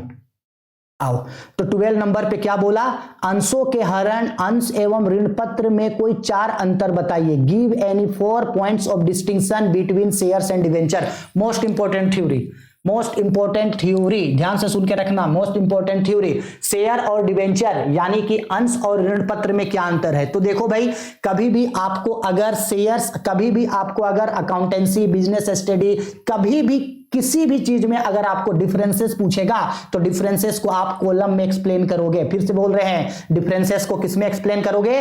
कॉलम में डिफरेंसेस को एक्सप्लेन करोगे, इससे नंबर अच्छा मिलेगा आप लोग को, ठीक है। तो देखो किस तरह से एक्सप्लेन करेंगे। तो सबसे पहले कॉलम में लिखेंगे क्रम संख्या, दूसरे में लिखेंगे आधार, यानी जब दो चीजों पे डिफरेंस करते हैं उसका आधार। इसके बाद किसमें डिफरेंस कर रहे हैं? अंश और ऋण पत्र। पहले हिंदी में समझा रहे हैं, फिर इंग्लिश में भी है, इंग्लिश में भी समझाते हैं, ठीक है। तो देखो अब इन सब में डिफरेंसेस बताते हैं, तो इन सब में क्या क्या डिफरेंसेस है ध्यान से समझना। सबसे पहला डिफरेंसेस है अर्थ यानी मीनिंग। इन दोनों का मीनिंग क्या है? तो हम अभी बताए थे कि अंश का मतलब है पूंजी के छोटे छोटे टुकड़ों को या पूंजी के छोटे छोटे हिस्सों को अंश कहा जाता है। जबकि ऋण पत्र क्या होता है? डिवेंचर क्या होता है? तो डिवेंचर लॉन्ग टर्म लोन होता है यानी दीर्घकालीन ऋण। अंश जो है वो पूंजी है और डिवेंचर जो है वो ऋण है, ठीक है, दीर्घकालीन ऋण। तो अंतर का आधार में बोला पूंजी के छोटे छोटे टुकड़ों को अंश कहा जाता है, और ऋण पत्र में बोला ऋण पत्र से आशय दीर्घकालीन ऋण से होता है, ठीक। दूसरा अंतर प्रतिफल यानी किसके बदले क्या मिलता है। तो बच्चा मैं आप लोगों को कल भी हम आप लोगों को बताए थे कि अंश में यानी अंश यानी कि शेयर पे डिविडेंड मिलता है यानी लाभांश मिलता है। तो देखो अंश पर लाभांश दिया जाता है जबकि ऋण पत्र पर ब्याज दिया जाता है, ठीक है। शेयर्स पे लाभांश, अंश पे लाभांश दिया जाता है, ऋण पत्र पे ब्याज दिया जाता है, यानी शेयर्स पे इंटरेस्ट दिया जाता, शेयर्स पे डिविडेंड दिया जाता है और आपका डिवेंचर में इंटरेस्ट दिया जाता है, ठीक है। हरण यानी फॉरफिटेड, तो याद रखना अगर कोई शेयर होल्डर शेयर का पैसा नहीं दे तो शेयर को फॉरफिटेड किया जा सकता है, डिवेंचर का फॉरफिटेड नहीं किया जा सकता, ठीक है। यानी इसका हरण किया जा सकता है और इसका हरण नहीं किया जा सकता, ठीक। प्रकृति यानी किस तरीके का होता है। तो बेसिकली शेयर जो होता है वो स्वामित्व वाला होता है, उससे आप एज ए आपको स्वामी समझा जाता है, और जबकि ऋण पत्र पे आपको लेनदार यानी क्रेडिटर समझा जाता है। या स्वामी वाली होती है और ये लेनदार की प्रकृति वाली होती है। इसके अलावा भी बहुत सारा और डिफरेंसेस होगा। Rights, voting rights, share holder को वोटिंग राइट्स होता है, डिवेंचर में वोटिंग राइट्स नहीं होता। रिस्क, शेयर जो है वो लो रिस्की होता है, डिवेंचर जो है सॉरी शेयर जो है वो रिस्की होता है, डिवेंचर जो है वो लो रिस्की होता है। तो इस तरीके से और भी बहुत सारा अंतर जो है वो हो सकता है, लेकिन ये चार सबसे इजी अंतर था इसलिए बताएं। अब इंग्लिश में सेम इसी चीज को बताए हैं। यहां लिखे गया है सीरियल नंबर, यहां बेसिस, यहां पे शेयर्स और यहां पे डिवेंचर्स। तो सबसे पहला बेसिस है मीनिंग। तो शेयर्स का मतलब क्या होता है? Shares are the unit part of capital, capital का छोटा छोटा पार्ट शेयर होता है। डिवेंचर का मतलब क्या होता है भाई? It is A part of long term loan, debenture long term loan होता है। ऑप्शन क्वेश्चन 2 कंसिडरेशन या रिटर्न, किसके बदले क्या मिलता है? तो शेयर्स के बदले डिविडेंड मिलता है और डिवेंचर के बदले इंटरेस्ट मिलता है, ठीक। फॉरफिटेड यानी किसको फॉरफिटेड किया जा सकता है? शेयर्स को forfeited, shares it can not be forfeited. रुको जी, गलत हो गया, कैसे लिख दिए, उल्टा पुल्टा, अरे अंतर में एक गड़बड़ अंतर हो गया, गंडगोल वाला अंतर हो गया। शेयर्स को फॉरफिटेड किया जा सकता है, इट कैन बी फॉरफिटेड, और debenture it can not be forfeited, debenture को फॉरफिटेड नहीं किया जा सकता, ठीक। नेचर, तो बेसिकली शेयर्स जो है वो ओनरशिप नेचर का होता है, शेयर होल्डर ओनर बन सकता है, डिवेंचर होल्डर क्रेडिटर्स होता है, क्रेडिटरशिप होता है, ठीक है। चलो आगे बढ़ते हैं क्वेश्चन, नेक्स्ट क्वेश्चन पे आते हैं 13 नंबर। देखो 13 नंबर क्वेश्चन है, अंशों के हरण से आप क्या समझते हैं? What do you mean bye forfeited of share? इसको अच्छा से समझना, एक ही बार में समझ में आ जाएगा। सिंपल सा बात है, जब कभी कंपनी मार्केट में शेयर इशू करता है तो जो पब्लिक उसका शेयर खरीदता है वो कंपनी का शेयर होल्डर कहलाता है। सपोज कर लो हम क्या बोल रहे हैं, हम बोल रहे हैं कि एक कंपनी है एबीसी लिमिटेड, एक कंपनी कौन है? ABC limited. ये कंपनी मार्केट में सपोज कर लो 5000 शेयर्स इशू किया था, 5000 शेयर्स ऑफ ₹10 ईच पे 5000 शेयर्स इशू किया। तो भाई बहुत सारा पब्लिक इसका शेयर को खरीदेगा, बहुत सारा पब्लिक इसके शेयर को खरीदेगा या नहीं खरीदेगा? खरीदेगा। तो ये जो भी पब्लिक इसका शेयर को खरीदा है ये सारा इसका क्या कहलाएगा? शेयर होल्डर्स, ठीक। अब ये शेयर होल्डर जो है, इन सारे शेयर होल्डर्स के लिए ये एक रजिस्टर्ड एक डायरी मेंटेन करेगा, ठीक। अब इन शेयर होल्डर से जो जो पैसा मिलते जाएगा उन सारा चीज को वो इसमें नोट्स करते जाएगा। इस रजिस्टर में सब चीज को लिखेगा, कौन कौन शेयर होल्डर है, उन शेयर होल्डर्स का नाम क्या है, कॉन्टेक्ट नंबर क्या है, शेयर होल्डर्स कितना शेयर खरीदा है, कौन कौन सा उससे पैसा मांगे हैं, application money, allotment money, first call money, final call money, इन सारे चीजों को मेंटेन करके रजिस्टर में रखा जाता है। ठीक, अब मान लो कि अगर कंपनी मार्केट में शेयर इशू किया था, अब किसी कारण से ये जो डिवेंचर होल्डर है, इस डिवेंचर होल्डर में से एक डिवेंचर होल्डर का नाम है पगलू, एक डिवेंचर होल्डर का नाम क्या है, पगलू। ठीक है, सपोज कर लो ये जो मिस्टर पगलू है ये किसी भी कारण से उस शेयर्स का पैसा नहीं दे पाया, कंपनी को शेयर का पैसा नहीं दिया, कंपनी फोन किया, कंपनी नोटिस भेजा कि अरे तुम जो शेयर खरीदा है वो शेयर का पैसा दो हमको। तो पगलू बोलता है कि मेरे पास शेयर का पैसा नहीं है। अब क्यों नहीं है पता नहीं, तो कंपनी उसको नोटिस भेजा कि बोला तुम्हारा शेयर्स जो है उसका पेमेंट नहीं हुआ, ड्यू डेट पार हो गया, तो हम तुमको अब बोल रहे हैं कि तुम शेयर का पैसा जमा करो और इंटरेस्ट के साथ जमा करो। ठीक है, लेकिन जो पगलू है वो नोटिस भेजने के बाद भी शेयर का पैसा जमा नहीं किया। तो कंपनी को ये राइट्स है कि अगर कोई शेयर होल्डर किसी शेयर का पैसा अगर कंपनी को नहीं देता है तो कंपनी जो शेयर उसको दिया था वो शेयर अपने पास वापस ले लेगा, अपने पास वापस जब्त कर लेगा। ठीक है, और जो पैसा कंपनी को मिल चुका है वो पैसे को रिटर्न वो नहीं करता है। इसी प्रोसेस को हम लोग अंशों का हरण या अंशों का जब्तीकरण बोलते हैं। आई मेरी बात समझ में? ठीक है, अब देखो यहां पे क्या लिखा गया है, इसका मतलब अब देखो हिंदी में, जब कंपनी अंश निर्गमित करती है तो आवेदन पर सभी अंशधारियों को कंपनी के द्वारा अंश के बदले धन को देना होता है। यानी जो भी शेयर होल्डर होता है वो कंपनी को उस शेयर्स के बदले कैपिटल देता है, बिल्कुल। लेकिन जब अंशधारी कंपनी के द्वारा याचित याचना राशि यानी कि कॉल्ड अप मनी को पूर्ण रूप से नहीं दे पाते हैं तो कंपनी उसके द्वारा जमा किए गए धन को जब्त कर लेती है और उनके द्वारा दिए गए अंश को हरण कर लेती है। लेकिन जब कोई शेयर होल्डर किसी शेयर्स का पैसा नहीं देता है तो कंपनी उसके शेयर्स को वापस जब्त कर लेता है और जो पैसा उसको मिल चुका है उसको रिटर्न नहीं करता है। इस स्थिति या प्रक्रिया को अंशों का हरण या जब्तीकरण कहा जाता है। इसे ही फॉरफिटेड ऑफ शेयर या फॉरफिटेड ऑफ शेयर यानी अंशों का हरण या जब्तीकरण कहा जाता है। ठीक, इंग्लिश में भी देखो सेम चीज बोला, क्या बोला, forfeited of share means the cancellation of shares for non payment of calls due. अगर कोई शेयर होल्डर किसी शेयर का पैसा नहीं देगा तो उसके शेयर को वापस ले लेना ही फॉरफिटेड ऑफ शेयर कहलाता है। When a company forfeited shares then he cancel the name of share holder from the register of share holder. Share holders का ये जो रजिस्टर मेंटेन करके रखा जाता है उसमें से उस शेयर होल्डर का नाम को काट के हटा दिया जाता है। But the company can forfeit shares only if the articles of association of the company allow forfeited। लेकिन वही कंपनी या कंपनी तभी शेयर को फॉरफिटेड कर सकता है जब आर्टिकल्स ऑफ एसोसिएशन यानी पार्षद अंतर नियम इसका परमिशन देता है।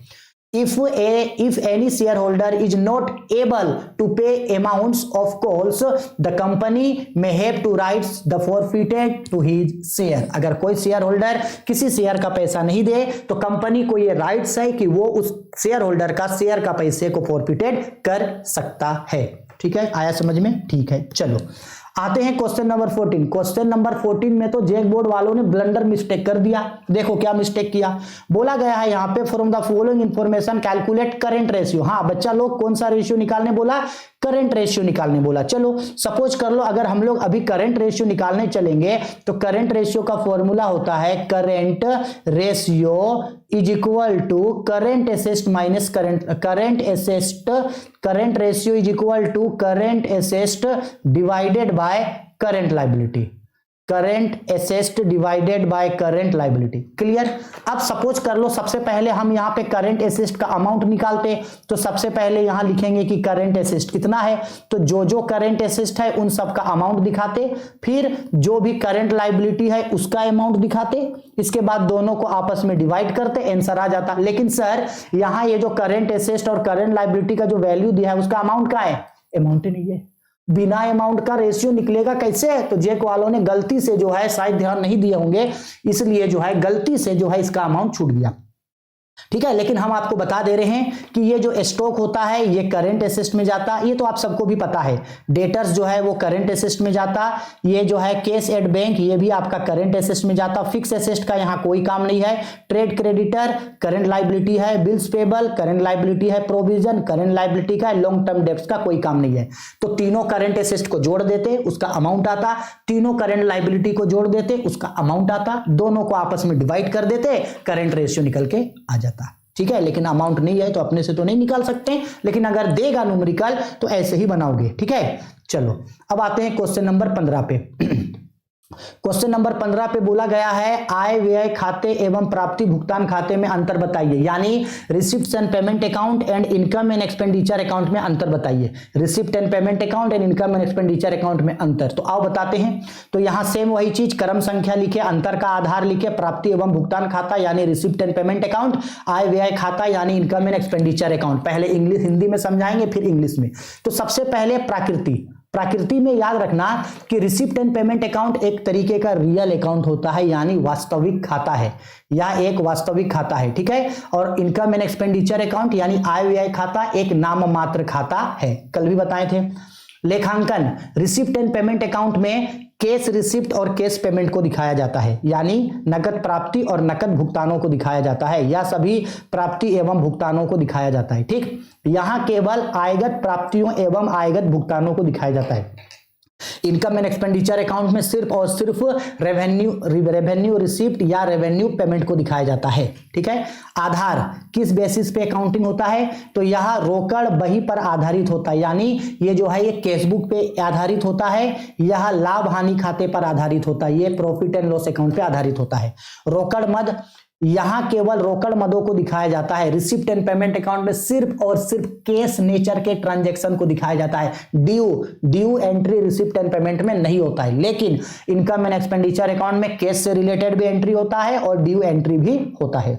ठीक है, नाम शेष मत यानी डेबिट साइड में किसको दिखाते हैं, तो रिसिप्ट एंड पेमेंट अकाउंट में डेबिट साइड में सभी रिसिप्ट्स को यानी प्राप्तियों को दिखाया जाता है, नाम शेष में केवल नकद प्राप्तियों को दिखाया जाता है। और वहां पे इनकम एंड एक्सपेंडिचर अकाउंट में डेबिट साइड में जो है वो रेवेन्यू एक्सपेंडिचर को दिखाया जाता है, यानी आयगत भुगतानों को दिखाया जाता है या आयगत व्ययों को दिखाया जाता है। ठीक, जमा शेष यानी क्रेडिट साइड में, तो रिसिप्ट एंड पेमेंट अकाउंट के क्रेडिट साइड में रिसिप्ट्स पेमेंट्स को दिखाया जाता है, यानी भुगतानों को दिखाया जाता है, और आय व्यय खाते में केवल आयगत प्राप्तियों को दिखाया जाता है, यानी रेवेन्यू इनकम्स को दिखाया जाता है। ठीक, सेम यही चीज इंग्लिश में, लो इंग्लिश में सेम वही, serial number basis receipts and payment account, income and expenditure account. Nature, तो basically receipts and payment account एक रियल अकाउंट होता है, income and expenditure account nominal account होता है।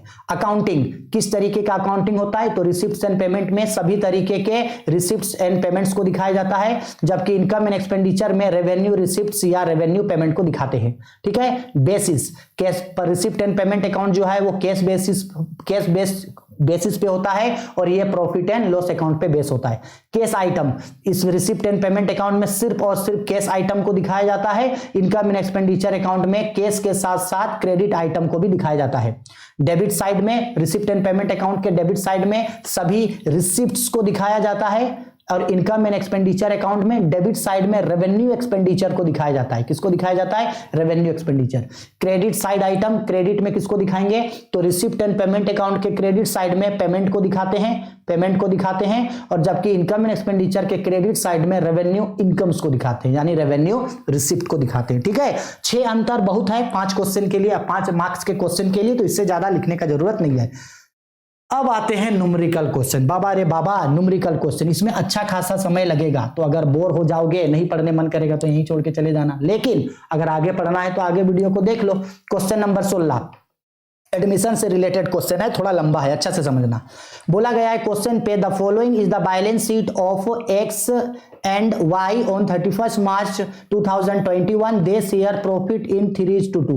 बोला गया है ए और एक्स और वाई एक फर्म में पार्टनर है जो किस रेशियो में प्रॉफिट एंड लॉस को बांटते हैं, 3:2 में। अब ये उन लोगों का नीचे बैलेंस शीट है, ये देखो यहाँ लाइबिलिटीज है, अमाउंट है, ये एसेट है उसका अमाउंट। लाइबिलिटी साइड में क्या क्या है, क्रेडिटर्स दे रखा है 31,000 का, कैपिटल्स है एक्स और वाई का कैपिटल है 17,500 17,500, तो टोटल कैपिटल और लाइबिलिटी है आपका 66,000। एसेट में क्या है, कैश एट बैंक है आपका 2,500 का, लैंड एंड बिल्डिंग है 12,500 का, प्लांट एंड मशीनरी है 17,500 का, फर्नीचर है 750 का, स्टॉक है आपका 10,250 का, डेटर्स है आपका 22,500 और दोनों जोड़ करके हो गया है 66,000, यानी डेबिट और क्रेडिट दोनों साइड आपका 66,000 है। अब क्या बोला क्वेश्चन पे, इंटरेस्टिंग चीज बोला गया है। हिंदी में क्वेश्चन लंबा हो रहा था इसलिए हिंदी में हटा के सिर्फ इंग्लिश वाला क्वेश्चन को छोड़ दिए। बोला गया है they take Z into partnership on 1 April 2020 on the following terms. New partner कौन एडमिट हुआ है, तो न्यू पार्टनर जेड एडमिट होके आया है, इस चीज को याद रखना। अब हमको पता है कभी भी एडमिशन में अगर न्यू पार्टनर फॉर्म में एडमिट होके आएगा तो वो खाली हाथ नहीं आएगा, अपने साथ दो चीज लेके आएगा, एक अपने साथ कैपिटल लेके आएगा और दूसरा प्रीमियम फॉर गुडविल लेके आएगा। तो देखते हैं कि जेड जो न्यू पार्टनर आया है वो कितने शेयर के लिए आया है और क्या क्या लेके आया है। तो पहला पॉइंट में बोला Z is to bring ₹2,500 for goodwill which is to be retained in the business. Premium for goodwill के रूप में 2,500 रुपया लेके आया जेड। आगे बोला Z also brings in ₹7,500 as his capital, और अपने हिस्से के कैपिटल में कितना रुपया लेकर के आया है, 7,500 रुपया कैपिटल लेके आया। तो बच्चा एक बात याद रखना, क्वेश्चन में बनाने क्या बोला गया है prepare revaluation account and partners capital account. दो चीज बोला, रिवैल्यूएशन अकाउंट और पार्टनरशिप अकाउंट। तो मेरा बात हमेशा याद रखना कि कभी भी एडमिशन में जैसे इस क्वेश्चन में जर्नल एंट्री नहीं मांगा तो जर्नल एंट्री नहीं बनाएंगे, लेकिन जर्नल एंट्री बोले या ना बोले अगर लॉन्ग क्वेश्चन होगा तो जब कोई न्यू पार्टनर एडमिट होके आता है तो एडमिशन का जर्नल एंट्री आप जरूर बनाओगे। तो यहां पहले हम एडमिशन का जर्नल एंट्री बनाएंगे, इसके बाद रिवैल्यूएशन अकाउंट, इसके बाद पार्टनर्स कैपिटल अकाउंट, क्योंकि जब जर्नल एंट्री बनाएंगे तो वो पार्टनर्स कैपिटल अकाउंट बनाने में मदद करेगा हमको। ठीक है, तो आओ सबसे पहले हम लोग बनाते हैं। तो सबसे पहले जर्नल एंट्री के लिए कुछ वर्किंग नोट्स को क्लियर करते हैं। तो बच्चा यहां पे क्या बोला था, यहां पे बोला गया है सबसे पहले old ratio of X and Y. X and Y partner था, रेशियो क्या था जी, ओल्ड रेशियो 3:2 था। Old ratio of X and Y 3:2। New partner Z admit होकर के आ रहा है, जेड एडमिटेड। अब जेड कितने के लिए आया है, ये तो शेयर नहीं दिया है। तो जब नहीं दिया है तो यही जो एक्स और वाई का ओल्ड रेशियो होगा यही क्या बदलेगा, सेक्रीफाइस रेशियो। तो यहां लिखते हैं according to question old ratio will be sacrifice ratio. So sacrifice ratio of X and Y, तो एक्स एंड वाई का सेक्रीफाइस रेशियो क्या होगा, 3:2 होगा। सर सेक्रीफाइस रेशियो क्यों निकाला जाता है, एडमिशन में सेक्रीफाइस रेशियो निकालने सबसे ज्यादा इंपॉर्टेंट है। क्यों, क्योंकि न्यू पार्टनर अपने साथ जो प्रीमियम फॉर गुडविल लेके आता है उस प्रीमियम फॉर गुडविल को इसी सेक्रीफाइस रेशियो में बांटा जाता है। ठीक है, तो अब हमको ये पता है कि न्यू पार्टनर कौन एडमिट हुआ है, जेड एडमिट हुआ है। तो हमको पता है ये जो न्यू पार्टनर जेड आया है वो अपने साथ कैपिटल के रूप में 7,500 लाया है और अपने साथ प्रीमियम यानी अपने साथ गुडविल के रूप में 2,500 लाया है। तो ये जो 2,500 लाया है ना, इसी को 3:2 के रेशियो में बांटा जाएगा। आया समझ में? तो चलो आओ बांट के देखते हैं कि किसको कितना कितना मिलेगा। तो यहां पे हम लोग लिखते हैं शेयर्स ऑफ एक्स को कितना मिलेगा, और लिखते हैं शेयर्स ऑफ वाई को कितना मिलेगा। तो भाई 2,500 का गुडविल लेकर के आया था वो जेड प्रीमियम फॉर गुडविल, किस रेशियो में बांटेगा, सेक्रीफाइस रेशियो। सेक्रीफाइस रेशियो क्या है, 3:2, यानी एक्स का 3/5 और वाई का 2/5। अब यानी 2,500 इंटू 3/5, तो 5 पचे 25, 5 तिया 15, इसको 1,500 और इसको 1,000। यानी ये जो अपने साथ प्रीमियम 2,500 लेकर के आया था इसको ए और बी किस एक्स और वाई कितना कितना बांटेगा, 1,500 और 1,000 बांटेगा। ठीक, अब एडमिशन से रिलेटेड जर्नल एंट्री बनाया जाता है। ये जो कैपिटल और प्रीमियम लाया है ना उसका जर्नल एंट्री। तो जर्नल एंट्री दो होगा, एक कैपिटल और प्रीमियम लाने का एंट्री और दूसरा कैपिटल और प्रीमियम सेक्रीफाइस पार्टनर को सेक्रीफाइस रेशियो में ट्रांसफर करने का एंट्री। यानी कैपिटल प्रीमियम लाने का एंट्री और प्रीमियम को ट्रांसफर का एंट्री। अब एंट्री क्या बनेगा, तो न्यू पार्टनर जेड आया है, क्या लाया है, कैपिटल और प्रीमियम, किसमें लाया, केस में। तो जर्नल एंट्री बनेगा bank cash or bank account debit, cash or bank account debit to new partners capital account to premium for goodwill account. ये एडमिशन का entry, cash account debit to new partners capital account to premium for goodwill, admission का entry. अब फिर premium को transfer करेंगे तो premium को entry होगा premium for goodwill account debit to old partners capital account. ये दो एंट्री बनेगा एडमिशन का, कैपिटल प्रीमियम लाने का एंट्री और प्रीमियम ट्रांसफर का एंट्री। ठीक है, तो ये देखो वो दो एंट्री। ठीक है, जर्नल एंट्री यहां पे लिख दिए हैं, देखो जर्नल एंट्री लिखे हैं यहाँ पे, लिख दिया गया है date, particulars, ledger folio, amount का डेबिट बैलेंस, अमाउंट का क्रेडिट बैलेंस। तो देखो सबसे पहला एंट्री कैपिटल और प्रीमियम लाने का entry, cash or bank account debit to new partner में जेड आया है तो जेड्स capital account to premium for goodwill account. ठीक है, कैपिटल कितना लाया है 7500 कैपिटल लाया, प्रीमियम फॉर गुडविल 2500 लाया है, टोटल जोड़ करके कितना लाया 10,000 रुपया। अब कैपिटल और प्रीमियम लाने का एंट्री, अब यहां एंट्री बनाएंगे प्रीमियम को ट्रांसफर, इस 2500 को यहां पे ट्रांसफर किए तो ट्रांसफर करने का एंट्री होगा premium for goodwill account debit to X capital account to Y capital account. 2500 रुपया है premium for goodwill, old ratio में ऊपर ही बांट चुके हैं, कितना कितना रुपया मिला था 1500 और 1000 रुपया, तो कितना कितना मिला, एक्स को मिला 1500 और वाई को मिला 1000। इतना एंट्री एडमिशन का बनाओगे। इसके बाद रिवैल्यूएशन अकाउंट बनाने बोला है तो वो आगे बनाएंगे। अब आते हैं क्वेश्चन पे।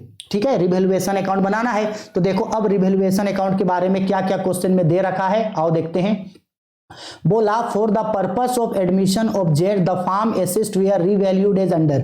फार्म का एसेस्ट कितना हो गया, देखो ध्यान से समझना, land and building be taken at 15,000। Land and building कितना हो गया 15,000। जरा बैलेंस शीट के अंदर देखो तो यहां लैंड एंड बिल्डिंग कितना का था 12,500, अब कितना हो गया 15,000। बैलेंस शीट के अंदर पहले से लैंड एंड बिल्डिंग था 12,500 का और अब लैंड एंड बिल्डिंग कितना हो गया 15,000, तो लैंड एंड बिल्डिंग बढ़ गया, एसेस्ट बढ़ गया। एसेस्ट बढ़ गया, जो एसेस्ट बढ़ता है इंक्रीज इन एसेस्ट रिवैल्यूएशन के क्रेडिट में जाएगा, तो लैंड एंड बिल्डिंग क्रेडिट में जाएगा। फिर आगे बोला plant and furniture be reduced by 10%। Plant और फर्नीचर दोनों 10% घट गया। ठीक है, प्लांट में भी प्लांट भी जो है ये कितना परसेंट घट गया 10% घट गया, और ये फर्नीचर भी जो है ये 10% घट गया, डिक्रीज हो गया। ठीक, अब बताओ एसेट घट रहा है तो रिवैल्यूएशन अकाउंट के क्रेडिट में जाएगा। आगे बोला गया है and provision for bad debts 5% on debtor to be made for doubtful debts. और ये जो डेटर है 22,500 का, इसमें प्रोविजन कट रहा है 5%।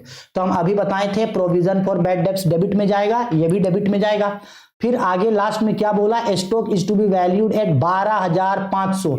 ये जो स्टॉक है, ये जो आपका क्या है, आपका स्टॉक है वो कितना हो गया, स्टॉक आपका स्टॉक हो गया 12,500। तो बताओ ना जी, स्टॉक पहले कितने का था 22,500 का, अब हो गया 12,500, तो स्टॉक भी घट गया। ठीक है, तो स्टॉक भी घटा, एसेट भी घटा, तो ये कहां जाएगा मेरा, ये भी मेरा जाएगा रिवैल्यूएशन अकाउंट के आपके डेबिट साइड में। ठीक, अब बनाते हैं हम लोग रिवैल्यूएशन अकाउंट। ठीक है, तो आओ रिवैल्यूएशन अकाउंट बनाएंगे। ये हो गया रिवैल्यूएशन अकाउंट का फॉर्मेट मेरा, एक मिनट थोड़ा सा इसको सेंटर पे लाओ। ठीक, ये रिवैल्यूएशन अकाउंट का फॉर्मेट हो गया। Revaluation account debit particular amount debit credit. ठीक, तो जो अभी फॉर्मेट बताए हैं, जो भी एसेट इंक्रीज होगा क्रेडिट में, एसेट डिक्रीज होगा डेबिट में, लायबिलिटी इंक्रीज होगा डेबिट में, लायबिलिटी डिक्रीज होगा क्रेडिट में। कोई भी अनरिकॉर्ड एसेट क्रेडिट में, अनरिकॉर्ड लायबिलिटी डेबिट में। ठीक, provision for bad debts debit में, provision for bad debts increase होगा डेबिट में, डिक्रीज होगा क्रेडिट में। बैलेंस करेंगे, डेबिट घटेगा तो प्रॉफिट ऑन रिवैल्यूएशन, क्रेडिट घटेगा लॉस ऑन रिवैल्यूएशन अकाउंट। अब एडमिशन है तो एडमिशन में प्रॉफिट आए चाहे लॉस आए, ओल्ड पार्टनर को ओल्ड रेशियो में मिलेगा।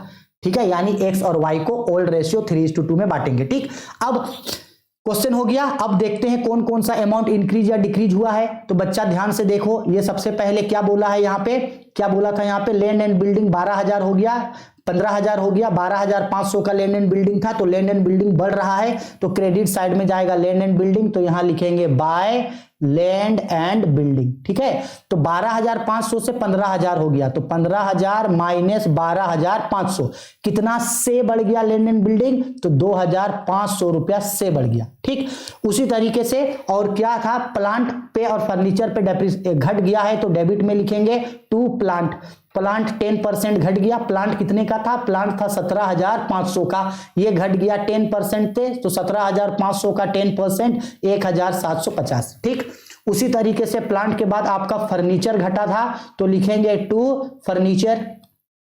फर्नीचर कितने का था? तो फर्नीचर था आपका 750, ये भी घट गया 10% थे, तो 7,750 का 10% 75। इसके बाद प्रोविजन फॉर बैड डेब्ट्स कटा है, तो डेबिट में जाता है to provision for bad debts, और provision for bad debts debtor का कटता है, तो डेटर है आपका 22,500 का, तो 22,500 रुपया का कितना परसेंट? 5%, तो ये आ गया आपका 1,125 रुपया। ठीक, इसके बाद एक आपका स्टॉक बढ़ा है, तो यहां लिखते हैं बाय स्टॉक। ठीक है, स्टॉक पहले था 10,250, वो बढ़ के 12,500 हो गया, तो 12,500 माइनस 10,250, तो कितना से बढ़ गया है? तो ये 2,250 से बढ़ गया। ठीक है, यानी सिंपल, जो एसेट इंक्रीज होगा क्रेडिट में, जो एसेट डिक्रीज होगा डेबिट में। ठीक है, अब बैलेंस करें तो क्या लगता है आपको, डेबिट ज्यादा आएगा या क्रेडिट? हमको तो लग रहा है क्रेडिट ज्यादा आएगा। क्रेडिट में है 2500 और 2,250, तो क्रेडिट में टोटल आएगा 4,750, तो इधर भी क्रेडिट में होना चाहिए 4,750, लेकिन क्रेडिट घट रहा है, डेबिट घट रहा है। कितना रुपया डेबिट घट रहा है? तो डेबिट में 1,800 रुपया घट रहा है। डेबिट घट रहा है तो प्रॉफिट आएगा, तो यहां लिखेंगे हम लोग to profit on revaluation account. Profit on revaluation account, revaluation account में प्रॉफिट आया। अब इसको ट्रांसफर करते हैं, तो यहां लिखेंगे transfer to old partners capital account. Transfer to old partner, ये 1,800 को ओल्ड पार्टनर में बांटेंगे, तो ओल्ड पार्टनर है एक्स और वाई, तो ओल्ड पार्टनर को ओल्ड रेशियो में बांटेंगे, तो ये 1,800 रुपया एक्स और वाई को बांटेंगे, तो ओल्ड रेशियो है 3:2, ओल्ड रेशियो है 3:2, तो इसको मिलेगा 3/5, इसको मिलेगा 2/5। तो जब बांटेंगे प्रॉफिट तो इसको मिलेगा 1,080 रुपया प्रॉफिट और इसको मिलेगा 720 रुपया प्रॉफिट। समझ में आया? इस तरह से रिवैल्यूएशन अकाउंट बनाया जाता है। ठीक है, एग्जाम्पल क्वेश्चंस को प्रैक्टिस करना, इजिली तरीके से समझ में आ जाएगा। कुछ भी बनाओ, change in profit sharing ratio, admission, retirement, death, इसी तरह से रिवैल्यूएशन अकाउंट बनता है। ठीक है, अब आते हैं पार्टनर्स कैपिटल अकाउंट में। रिवैल्यूएशन अकाउंट तो बन गया, अब पार्टनर्स कैपिटल अकाउंट, तो यहां हेडिंग लिखते हैं हम लोग partners capital account. Partners capital account. ठीक है, अब सबका यहां लिखते हैं हम लोग पार्टिकुलर्स। पार्टनर्स कैपिटल अकाउंट में पार्टिकुलर्स, एक्स का कैपिटल, वाई का कैपिटल, जेड का कैपिटल, सेम यहां वही चीज लिखेंगे, पार्टिकुलर्स एक्स का कैपिटल, वाई का कैपिटल, जेड का कैपिटल, ऊपर में लिखेंगे डेबिट बैलेंस, इधर लिखेंगे क्रेडिट बैलेंस। अब पार्टनर्स कैपिटल अकाउंट बनेगा कैसे? तो याद रखना, पार्टनर्स कैपिटल अकाउंट में सबसे पहले ओल्ड पार्टनर का कैपिटल आता है, ओपनिंग कैपिटल, और उसको क्रेडिट में दिखाया जाता है बाय बैलेंस बीडी के नाम से। ओपनिंग कैपिटल ओल्ड पार्टनर का, यानी एक्स और वाई का, और ये कहां से मिलेगा? बैलेंस शीट से।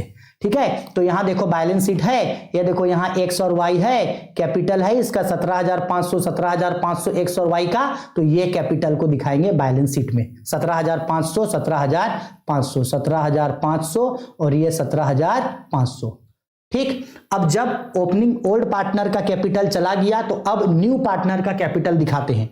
ठीक है, तो हमको पता है, देखो जो जर्नल एंट्री बनाए थे इसी के लिए स्पेशल बनाए थे। जर्नल एंट्री में क्या पता चला था कि ये जो न्यू पार्टनर जेड आया था, वो कैपिटल के रूप में कितना लाया था? 7,500 लाया है ना जेड कैपिटल। तो जब जेड का लेजर खोल रहे हैं 2Z है, तो इसके अपोजिट में बाय केस या बाय बैंक के नाम से जेड का कैपिटल दिखाएंगे 17,500। जेड भी तो 7,500 का कैपिटल लाया है, तो उसको भी दिखाएंगे, बिल्कुल दिखाएंगे। तो क्रेडिट में दिखाएंगे हम लोग इसको बाय केस अकाउंट के नाम से, कि जेड जो है वो कितना कैपिटल लाया है? 7,500 लाया। समझ में आया?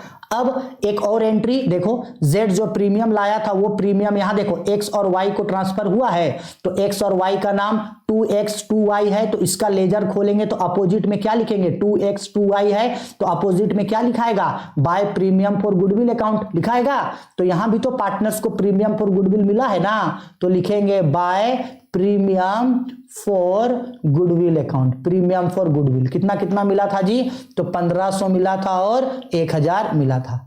ठीक, इसके बाद क्या पार्टनर्स को कुछ और कहीं से मिल रहा है? हाँ, रिवैल्यूएशन अकाउंट में प्रॉफिट मिला था ओल्ड पार्टनर को। देखो ये रिवैल्यूएशन अकाउंट में प्रॉफिट मिला है, एक्स को 1080 रुपया का और वाई को 720 का। तो ये पार्टनर्स का नाम है, एक्स वाई डेबिट में है तो वहां जाएगा क्रेडिट में, अपोजिट साइड क्रेडिट में। तो यहां पे इसको दिखाएंगे by profit on revaluation account, profit on revaluation account. ठीक है, कितना कितना प्रॉफिट? 1080 रुपया और 720 रुपया। क्या इसके अलावा पार्टनर्स को कुछ और मिल रहा है? नहीं, कुछ और पार्टनर्स को नहीं मिल रहा है तो बैलेंस करेंगे। कुछ और नहीं मिल रहा है तो बैलेंस करेंगे। तो बैलेंस करेंगे तो क्या होगा? तो एक्स का कैपिटल 17,500, 1,500 और 10,800, तो टोटल जोड़ करके इसका हो जाएगा यहाँ पे 20,080। वाई का टोटल जोड़ेंगे तो टोटल जोड़ के होगा 19,920। जेड का टोटल जोड़ेंगे तो 7,500। सेम यही बैलेंस डेबिट साइड आएगा, 20,080, 19,920 और ये 7,500। तो डेबिट घट रहा है तो डेबिट में हम लोग निकालेंगे यहाँ टू बैलेंस CD। और ये कैसे आया है? ये आया है बैलेंसिंग फिगर से। तो डेबिट में कुछ नहीं है तो इसका बैलेंस 20,080 घटा, 19,220 घटा और 7,500। CD को अपोजिट साइड में नीचे BD बनाया जाता है बाय बैलेंस BD। तो इसका बैलेंस सेम होगा CD वाला, 20,080, 19,920 और ये 7,500। ठीक, यानी ये जो नया फॉर्म बनेगा ये जो नया फॉर्म बनेगा एक्स वाई और जेड का, उसमें एक्स का कैपिटल होगा 20,080 रुपया, वाई का कैपिटल होगा 19,220 रुपया और जेड का कैपिटल होगा 7,500 रुपया। ठीक है, रिवैल्यूएशन अकाउंट बनाने बोला था, बना लिए। पार्टनर्स कैपिटल अकाउंट बनाने बोला, बना लिए। ठीक, आप लोग एग्जाम्पल में एक दो क्वेश्चन इसका प्रैक्टिस करना। एडमिशन चैप्टर में ये भी एग्जाम्पल का ही क्वेश्चन है, एग्जाम्पल पे प्रैक्टिस करना। इस तरीके का क्वेश्चन एग्जाम में पूछा जाएगा। आगे समझ में कोई दिक्कत नहीं है। अब चलो आगे बढ़ते हैं, आगे आते हैं 17 नंबर क्वेश्चन पे। ओ बाबा, क्या बोला गया? वित्तीय विवरण के विश्लेषण से क्या अभिप्राय है, इसके लाभ बताइए। What is meant by financial analysis statement. गलती से इसका आंसर हम लिखना भूल गए गलती से। अच्छा ठीक है, नेक्स्ट वीडियो में हम इसका आंसर आप लोगों को बता देंगे। ठीक है, थ्योरी है या ये जो फाइनेंशियल स्टेटमेंट वाला चैप्टर है वहां जाना, उस पेज का उस चैप्टर का पहला ही पेज पलटोगे तो इसका थ्योरी आप लोगों को वहां पे दिख जाएगा। ठीक है, वहां से अपने से भी देख सकते हो। अब आते हैं क्वेश्चन नंबर 17, तो भाई नहीं है, 18 नंबर। ठीक है, बस एंड होने वाला ही है चैप्टर। ये है 18 नंबर क्वेश्चन। बोला गया है क्वेश्चन पे, A limited company issued 1000 shares of ₹20 each to the public, payable ₹4 on application, ₹8 on allotment and ₹8 on first call. एक कंपनी जो है 10,000 शेयर इशू किया जिसका फेस वैल्यू है 10 ईच। तो पहले वर्किंग नोट्स क्लियर करते हैं। इशू ऑफ शेयर का क्वेश्चन है तो यहां पे लिखते हैं 1000 शेयर इशू हुआ तो लिखते हैं 10,000 शेयर इशू हुआ तो लिखते हैं 10,000 शेयर्स इशूड एट ₹20 ईच। यानी एक जो कंपनी है वो 10,000 शेयर इशू किया जिसका फेस वैल्यू 10 ईच है। अब अगर 20 रुपया फेस वैल्यू है, 10,000 शेयर्स इशूड ऑफ ₹20 ईच, 20 रुपया फेस वैल्यू है तो 20 रुपया ऐसे ही तो नहीं मांगेगा कंपनी, कोल्ड अप करेगा। तो आओ देखते हैं कंपनी किस तरीके से कोल्ड अप किया है, यानी कंपनी मांगा किस तरीके से है। तो बोला है कि एप्लीकेशन पे मांगा 4 रुपया। तो यहां पे देखो एप्लीकेशन पे मांगा 4 रुपया। इसके बाद अलॉटमेंट पे मांगा 8 रुपया। इसके बाद फर्स्ट कॉल पे मांगा आपका 8 रुपया। फर्स्ट कॉल के बाद फाइनल कॉल भी मांगता है लेकिन फाइनल कॉल नहीं मांगा, इतना में ही कंपनी टोटल 20 रुपया मांगा। अब क्या बोल रहा है, application we are received for 12,500 shares. कितना का एप्लीकेशन मनी आ गया? 12,500 का एप्लीकेशन मनी आ गया। अब थोड़ा अच्छा से समझना, यहां पे पॉइंट नंबर ए करके लिखते हैं, application money received for application money received हो गया कितना शेयर जी? 12,500 शेयर। देखो समझने का कोशिश करो क्या हो रहा है यहां। कंपनी मार्केट में 10,000 शेयर बेचा था लेकिन पब्लिक कितना का एप्लीकेशन मनी भेज दिया? 12,500। सपोज कर लो कि 10,000 शेयर बेचने गया और 12,500 का डिमांड आ गया, तो कितना शेयर का पैसा ज्यादा आया? 2,500 शेयर का पैसा ज्यादा आया। तो यही 2,500 कहलाता है ओवर सब्सक्रिप्शन। क्या कहलाता है ये? Over subscription. यानी ये जो 2,500 शेयर का पैसा ये ओवर सब्सक्रिप्शन हुआ। इस ओवर सब्सक्रिप्शन का पैसा को कंपनी दो तरीके से एडजस्ट कर सकता है। पहला, अगर कंपनी चाहे तो इस ओवर सब्सक्रिप्शन का पैसा को रिटर्न कर सकता है। क्या कर सकता है? रिटर्न कर देगा, यानी इस ओवर सब्सक्रिप्शन का पैसा को रिफंड कर देगा। या कंपनी चाहे तो किसी दूसरे कॉल्स के साथ जैसे अलॉटमेंट के साथ एडजस्ट करेगा या यूटिलाइज करेगा। तो क्वेश्चन में साफ साफ बोल दिया जाता है कि ओवर सब्सक्रिप्शन का पैसे को एडजस्ट किया जा रहा है या यूटिलाइज किया जा रहा है। तो यहां देखते हैं क्या किया कंपनी इस 2500 शेयर को। बोला गया है the director decided to allot 10,000 shares and surplus. Surplus मतलब वो जो 2500 शेयर का पैसा जो ज्यादा आया है, ये 2500 shares application money was utilise for allotment. बोला कंपनी की इस शेयर्स को हम रिटर्न नहीं करेंगे, किसी दूसरे कॉल्स के साथ यानी अलॉटमेंट के साथ यूटिलाइज करेंगे। अब इसी के लिए आपको बनाने बोला है जर्नल एंट्री। एडमिशन का जर्नल एंट्री है, बनाएंगे। तो हम सबको पता है कि जब हम लोग जर्नल एंट्री बनाते हैं इश्यू ऑफ शेयर का, तो सबका दो दो एंट्री बनता है। एप्लीकेशन का 2 एंट्री बनेगा, अलॉटमेंट का 2 एंट्री, फर्स्ट कॉल का 2 एंट्री। एप्लीकेशन में दो entry, received due, received due, received due. Application में पहला एंट्री रिसीव का, इसके बाद ड्यू का, इसके बाद अलॉटमेंट ड्यू का एंट्री, रिसीव का एंट्री, फर्स्ट कॉल ड्यू का एंट्री, रिसीव का एंट्री। ठीक है, तो एप्लीकेशन ही पहले, रिसीव का एंट्री बनेगा। तो ये देखो यहां पे लिखेंगे हम लोग जर्नल एंट्री। यहां पे date, particular, ledger folio, amount खुद लिख देना। सबसे पहले एप्लीकेशन मनी रिसीव होता है, तो जर्नल एंट्री क्या होगा? एप्लीकेशन मनी रिसीव करेंगे तो bank account debit to shares application account, bank account debit to shares application account, ये जर्नल एंट्री होगा रिसीव करने का। ठीक, अब अमाउंट कितना का एप्लीकेशन मनी रिसीव हुआ है? तो 12,500 का एप्लीकेशन मनी आया, कितना रुपया करके? 4 रुपया करके। ठीक है, तो आओ यहाँ पे 12,500 एप्लीकेशन मनी आया, कितना रुपया करके? 4 रुपया करके। तो अमाउंट भी तो दिखाना है ना, तो अमाउंट दिखाएंगे तो हो जाएगा 0 0, 5 चौके 20 के 0, हाथ में असील 2, 4 दूनी 8 और 2 10 के 0, हाथ में असील 1, 4 एकन 4 और 1 5, यानी 50,000 रुपया रिसीव हुआ। कोई दिक्कत नहीं। अब आपको नरेशन लिखना है, तो नरेशन आप लोग खुद लिख लेना, बिंग करके, थोड़ा समय घट रहा है तो नरेशन में लिखना बिंग एप्लीकेशन मनी रिसीव, खुद लिख लेना। रिसीव हो गया। अब ड्यू का एंट्री, तो ड्यू का एंट्री हमारा बनेगा share application account debit, share application account debit to shares capital account. ठीक है, ये होता है ड्यू का entry, bank account, share application account debit to share capital account, due का। लेकिन ओवर सब्सक्रिप्शन है, ओवर सब्सक्रिप्शन का पैसा को अगर रिटर्न कर देता तो यहीं पे दिखाते हम लोग टू बैंक के नाम से। अगर रिटर्न या रिफंड कर देता तो टू बैंक लिखते, लेकिन रिटर्न या रिफंड नहीं किया, अलॉटमेंट के साथ एडजस्ट किया, तो जिसके साथ एडजस्ट करेगा उसका नाम लिखेंगे। तो यहां लिखेंगे टू शेयर अलॉटमेंट अकाउंट। ठीक है, अब देखो इसको बनाना किस तरीके से, अच्छा से समझना। 50,000 रुपया एप्लीकेशन से आया, तो शेयर एप्लीकेशन अकाउंट डेबिट के घर में 50,000।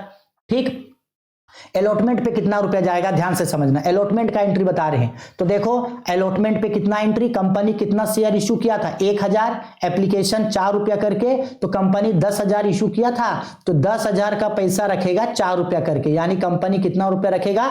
40,000 रखेगा। और कितना ओवर सब्सक्रिप्शन आ गया था? 2500। तो इस 2500 का पैसा जो मिला था 4 रुपया करके, कंपनी इसको रिटर्न कर देगा, यानी कि कंपनी 10,000 रुपया पैसा जो है वो अलॉटमेंट के साथ एडजस्ट कर देगा। समझ में आया?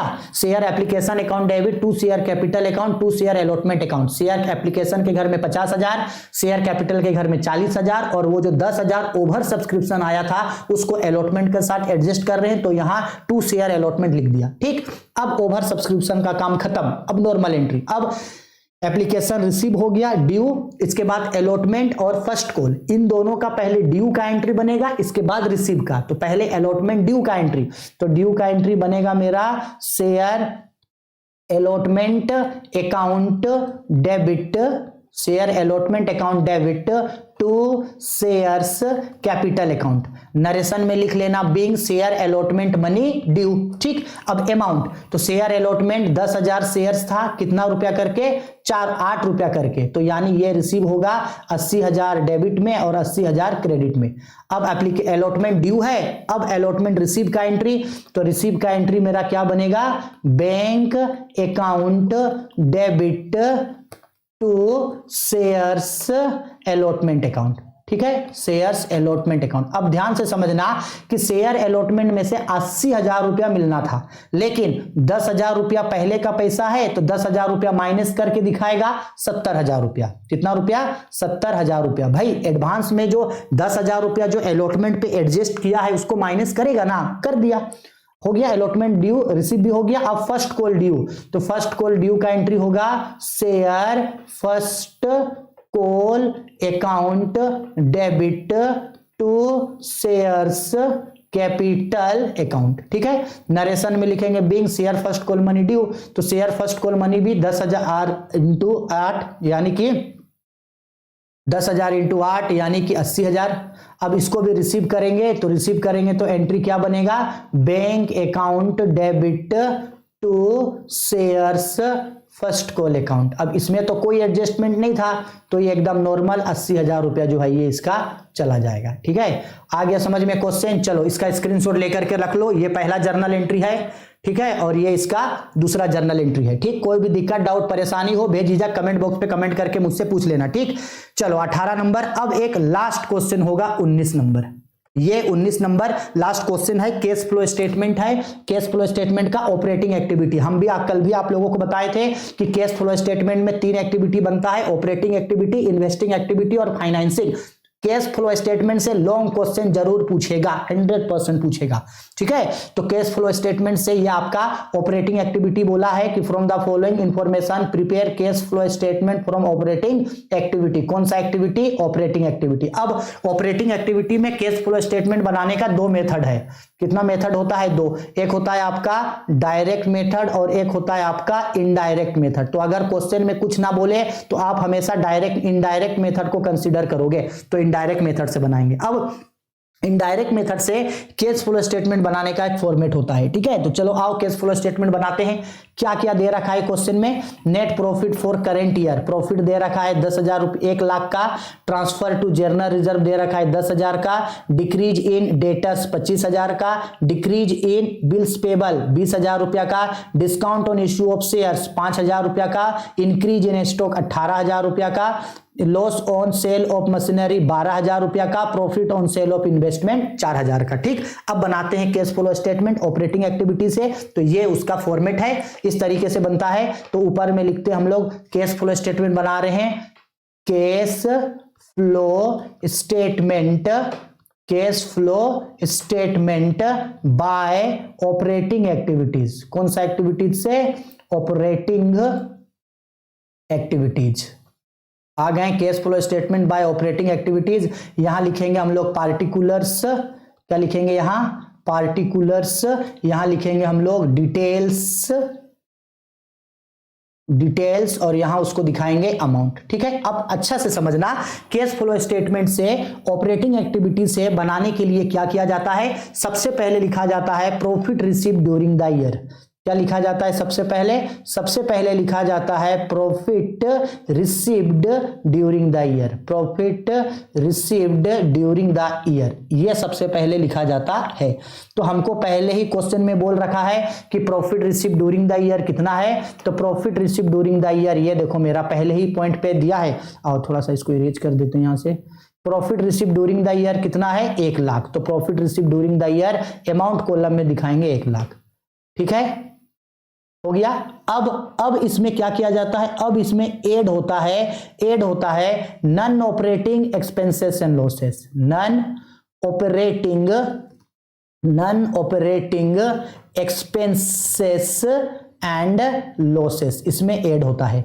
अब non operating expenses and losses में क्या क्या आता है, non operating expenses and losses में आता है आपका डिप्रिसिएशन आता है, loss on sale of fix asset आता है, प्रिलिमिनरी एक्सपेंसेस आता है, discount on issue of share, discount on issue of debenture, transfer to general reserve, preliminary expenses, goodwill retain up, decrease in goodwill, provision for bad debts, ये सब चीज आपका non operating expenses and losses में आता है। तो आओ देखते हैं कि क्वेश्चन के रिगार्डिंग कौन कौन सा non operating expenses and losses यहां दे रखा है।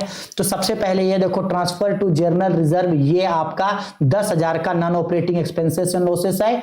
Discount on issue of share written up, ये non operating expenses and losses है। और profit loss on sale of machine 12,000, ये तीन चीज आपका non operating expenses and losses है। तो इन तीनों को दिखाएंगे, transfer to general reserve, discount on issue of shares और loss on sale of machine. तो सबसे पहले क्या था, transfer to general reserve, transfer to general reserve, transfer to general reserve, ठीक है। इसके बाद discount on issue of shares, discount on issue of shares, issue of shares और loss on sale of machinery, loss on sales of machinery, loss on sales of machinery, ठीक है। Amount वहां पे already given था amount, ठीक है। तो कितना कितना रुपया का अमाउंट था, तो ट्रांसफर टू जनरल रिजर्व था आपका बेसिकली 10,000 रुपया का। इसके बाद discount on issue of shares था आपका 5,000 रुपया का और loss on sale of machinery था आपका बेसिकली 12,000 रुपया का, ठीक है। तो यहां से लकीर खींचेंगे तो 12,000, 10,000 और 5,000 टोटल जोड़ेंगे तो 27,000। तो इस 27,000 रुपया को जो है हम लोग बाहर यहां पे दिखाएंगे, यहां पे दिखाएंगे कितना रुपया, 27,000 को, ठीक। अब non operating expenses and losses को जोड़े, इसके बाद यहां से लेस होता है, लेस किया जाता है non operating income and gain को, non operating income and gain को, non operating income and gains. अब non operating income and gains में क्या क्या आता है, तो non operating income and gains में आता है profit on sale of asset, dividend received, refund of tax, ये सब आता है, ठीक है। तो यहां पे non operating expenses and losses के लिए गौर करना, तो non operating expenses and losses के लिए यहां पे एक चीज दिया है, profit and sale of investment 4,000, ये non operating expenses and losses sorry non operating income and gain है, profit on sale of investment 4,000 रुपया का। तो इसको हम लोग दिखाएंगे, क्या है ये, profit on sales of investment, ये प्रॉफिट हुआ है, इन्वेस्टमेंट एसेट होता है, फिक्स एसेट, इसको दिखाएंगे कितना का प्रॉफिट हुआ है भाई, 4,000 रुपया का। तो इसको घटाना है तो घटाने वाला आइटम माइनस में, अब कोई भी non operating income and gain नहीं है तो इसको क्लोज करेंगे और इस 4,000 रुपया को यहां से क्या करेंगे हम लोग, माइनस, ठीक है। तो अब इन सबको जो है, अब इन तीनों अमाउंट को जो है वो प्लस माइनस करेंगे। तो 1,00,000 में 27,000 प्लस करेंगे, 1,27,000, इसमें 4,000 घटाएंगे तो 1,23,000 रुपया आपका निकल के आएगा। ये जो 1,23,000 है ये कहलाता है मेरा ऑपरेटिंग प्रॉफिट, क्या कहलाएगा मेरा, operating profit before working capital change, operating profit before working capital change, ये कहलाता है operating profit before working capital change. 23,000, 1,23,000 है, ठीक, 1,23,000 कितना जी, 1,23,000 रुपया है, क्या है, working operating profit before working capital changes, operating profit है ये, ठीक है, 23,000, 1,23,000। अब फिर इसमें ऐड किया जाता है डिक्रीज इन करेंट एसेट, क्या ऐड करेंगे, decrease in current asset and increase in current liability. इसका मतलब अच्छा से समझना कि डिक्रीज इन करेंट एसेट्स, जो करेंट एसेट्स घटेगा उसको जोड़ेंगे और जो करेंट लाइबिलिटी इंक्रीज होगा उसको जोड़ेंगे। और ठीक इसका अपोजिट आइटम को, ठीक इसके अपोजिट जो आइटम होता है उसको हम लोग माइनस करते हैं, लेस करते हैं, लेस करेंगे हम लोग, जस्ट इसका उल्टा लेस करेंगे हम लोग यहां पे, increase in current asset and decrease in current liability को, ठीक है।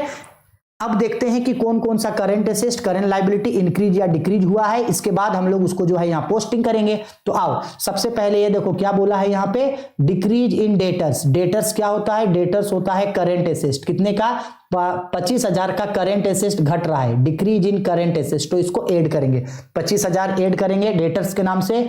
तो आओ यहाँ पे लिखते हैं डिक्रीज इन डेटर्स, डेटर्स घटा है, कितने से घटा है, 25,000 रुपए से इसको जोड़ेंगे और देखते हैं कोई करंट एसेट करंट लाइबिलिटी है या नहीं। Decrease in bills payable current liability होता है, करंट लाइबिलिटी डिक्रीज हो रहा है तो इसको हम लोग घटाएंगे, करंट लाइबिलिटी घट रहा है तो घटाएंगे। तो डिक्रीज इन क्या था, डिक्रीज इन बिल्स पेबल, तो बिल्स पेबल डिक्रीज हो रहा है तो यहां लिखेंगे हम लोग डिक्रीज इन बिल्स पेबल। ये मेरा घट रहा है, कितना से घट रहा है 20,000 से, तो माइनस वाला आइटम ब्रैकेट में दिखाते हैं। ठीक है, अब देखते हैं कुछ और है। एक है increase in stock current asset होता है, करंट एसेट इंक्रीज हो रहा है तो इसको भी क्या करेंगे, माइनस करेंगे, 18,000 रुपया को माइनस करेंगे। इंक्रीज इन स्टॉक 18,000 रुपया को करेंगे माइनस। ठीक है, अब चलो टोटल भाई प्लस माइनस का जो टोटल आइटम है उसको वैल्यू में पुट किया जाए। तो देखो प्लस करने वाला में सिर्फ 25,000 है तो इस 25,000 रुपया को बाहर दिखाएंगे और माइनस करने वाला में टोटल कितना रुपया है 20,000 और 18,000 यानी टोटल 38,000 रुपया करेंगे माइनस। ठीक, अब इन सबको प्लस माइनस करेंगे, आंसर यहां मेरा निकल के आ जाएगा। अब देखो और net profit before working capital change 1,23,000 है, 1,23,000 में 25,000 रुपया को प्लस करेंगे और 38,000 रुपया को माइनस करेंगे तो निकल के आएगा लास्ट में 1,10,000 रुपया निकल के आएगा। कितना आएगा 1,10,000 रुपया। रुको थोड़ा सा इरेज करते हैं, कितना निकल के आएगा जी 1,10,000 रुपया निकल के आएगा। अब ध्यान से समझना, अगर कैश फ्लो स्टेटमेंट का आंसर प्लस में आएगा, प्लस में, तो वो कैश वो कहलाएगा मेरा cash flow from operating activity, और अगर माइनस में आएगा तो cash used in operating activity. तो ये प्लस में आया तो कैश फ्लो हुआ है तो इसको दिखाएंगे हम लोग cash flow from operating activity, cash flow from operating activities. और अगर ये मेरा माइनस में आता, किस में आता, माइनस में आता, तो इसको हम लोग cash used in operating activity बोलते हैं। ठीक है, आई होप समझ में आ गया। वीडियो भले ही थोड़ा लंबा है लेकिन एक एक चीज को अपने से एक्सप्लेन करना पड़ता है, डिटेल में एक्सप्लेन करना पड़ता है, इसलिए क्वेश्चन जो है वो थोड़ा सा लंबा बन जाता है। ठीक है, अगर आप लोगों को ऐसे ही पढ़ना है तो ठीक है, अगर ऐसे नहीं पढ़ना है तो बोलिएगा, नेक्स्ट क्लास से मैं आप लोगों को सिर्फ जो है सॉल्यूशन ही डायरेक्ट आप लोगों को बता दिया करूंगा। ठीक है, इसके तुरंत बाद बिजनेस स्टडी और उसके तुरंत बाद इकोनॉमिक्स, ईटीपी, बीएमटी का भी वीडियो जो है आप लोगों को अपलोड कर दिया जाएगा। ठीक है, चलो।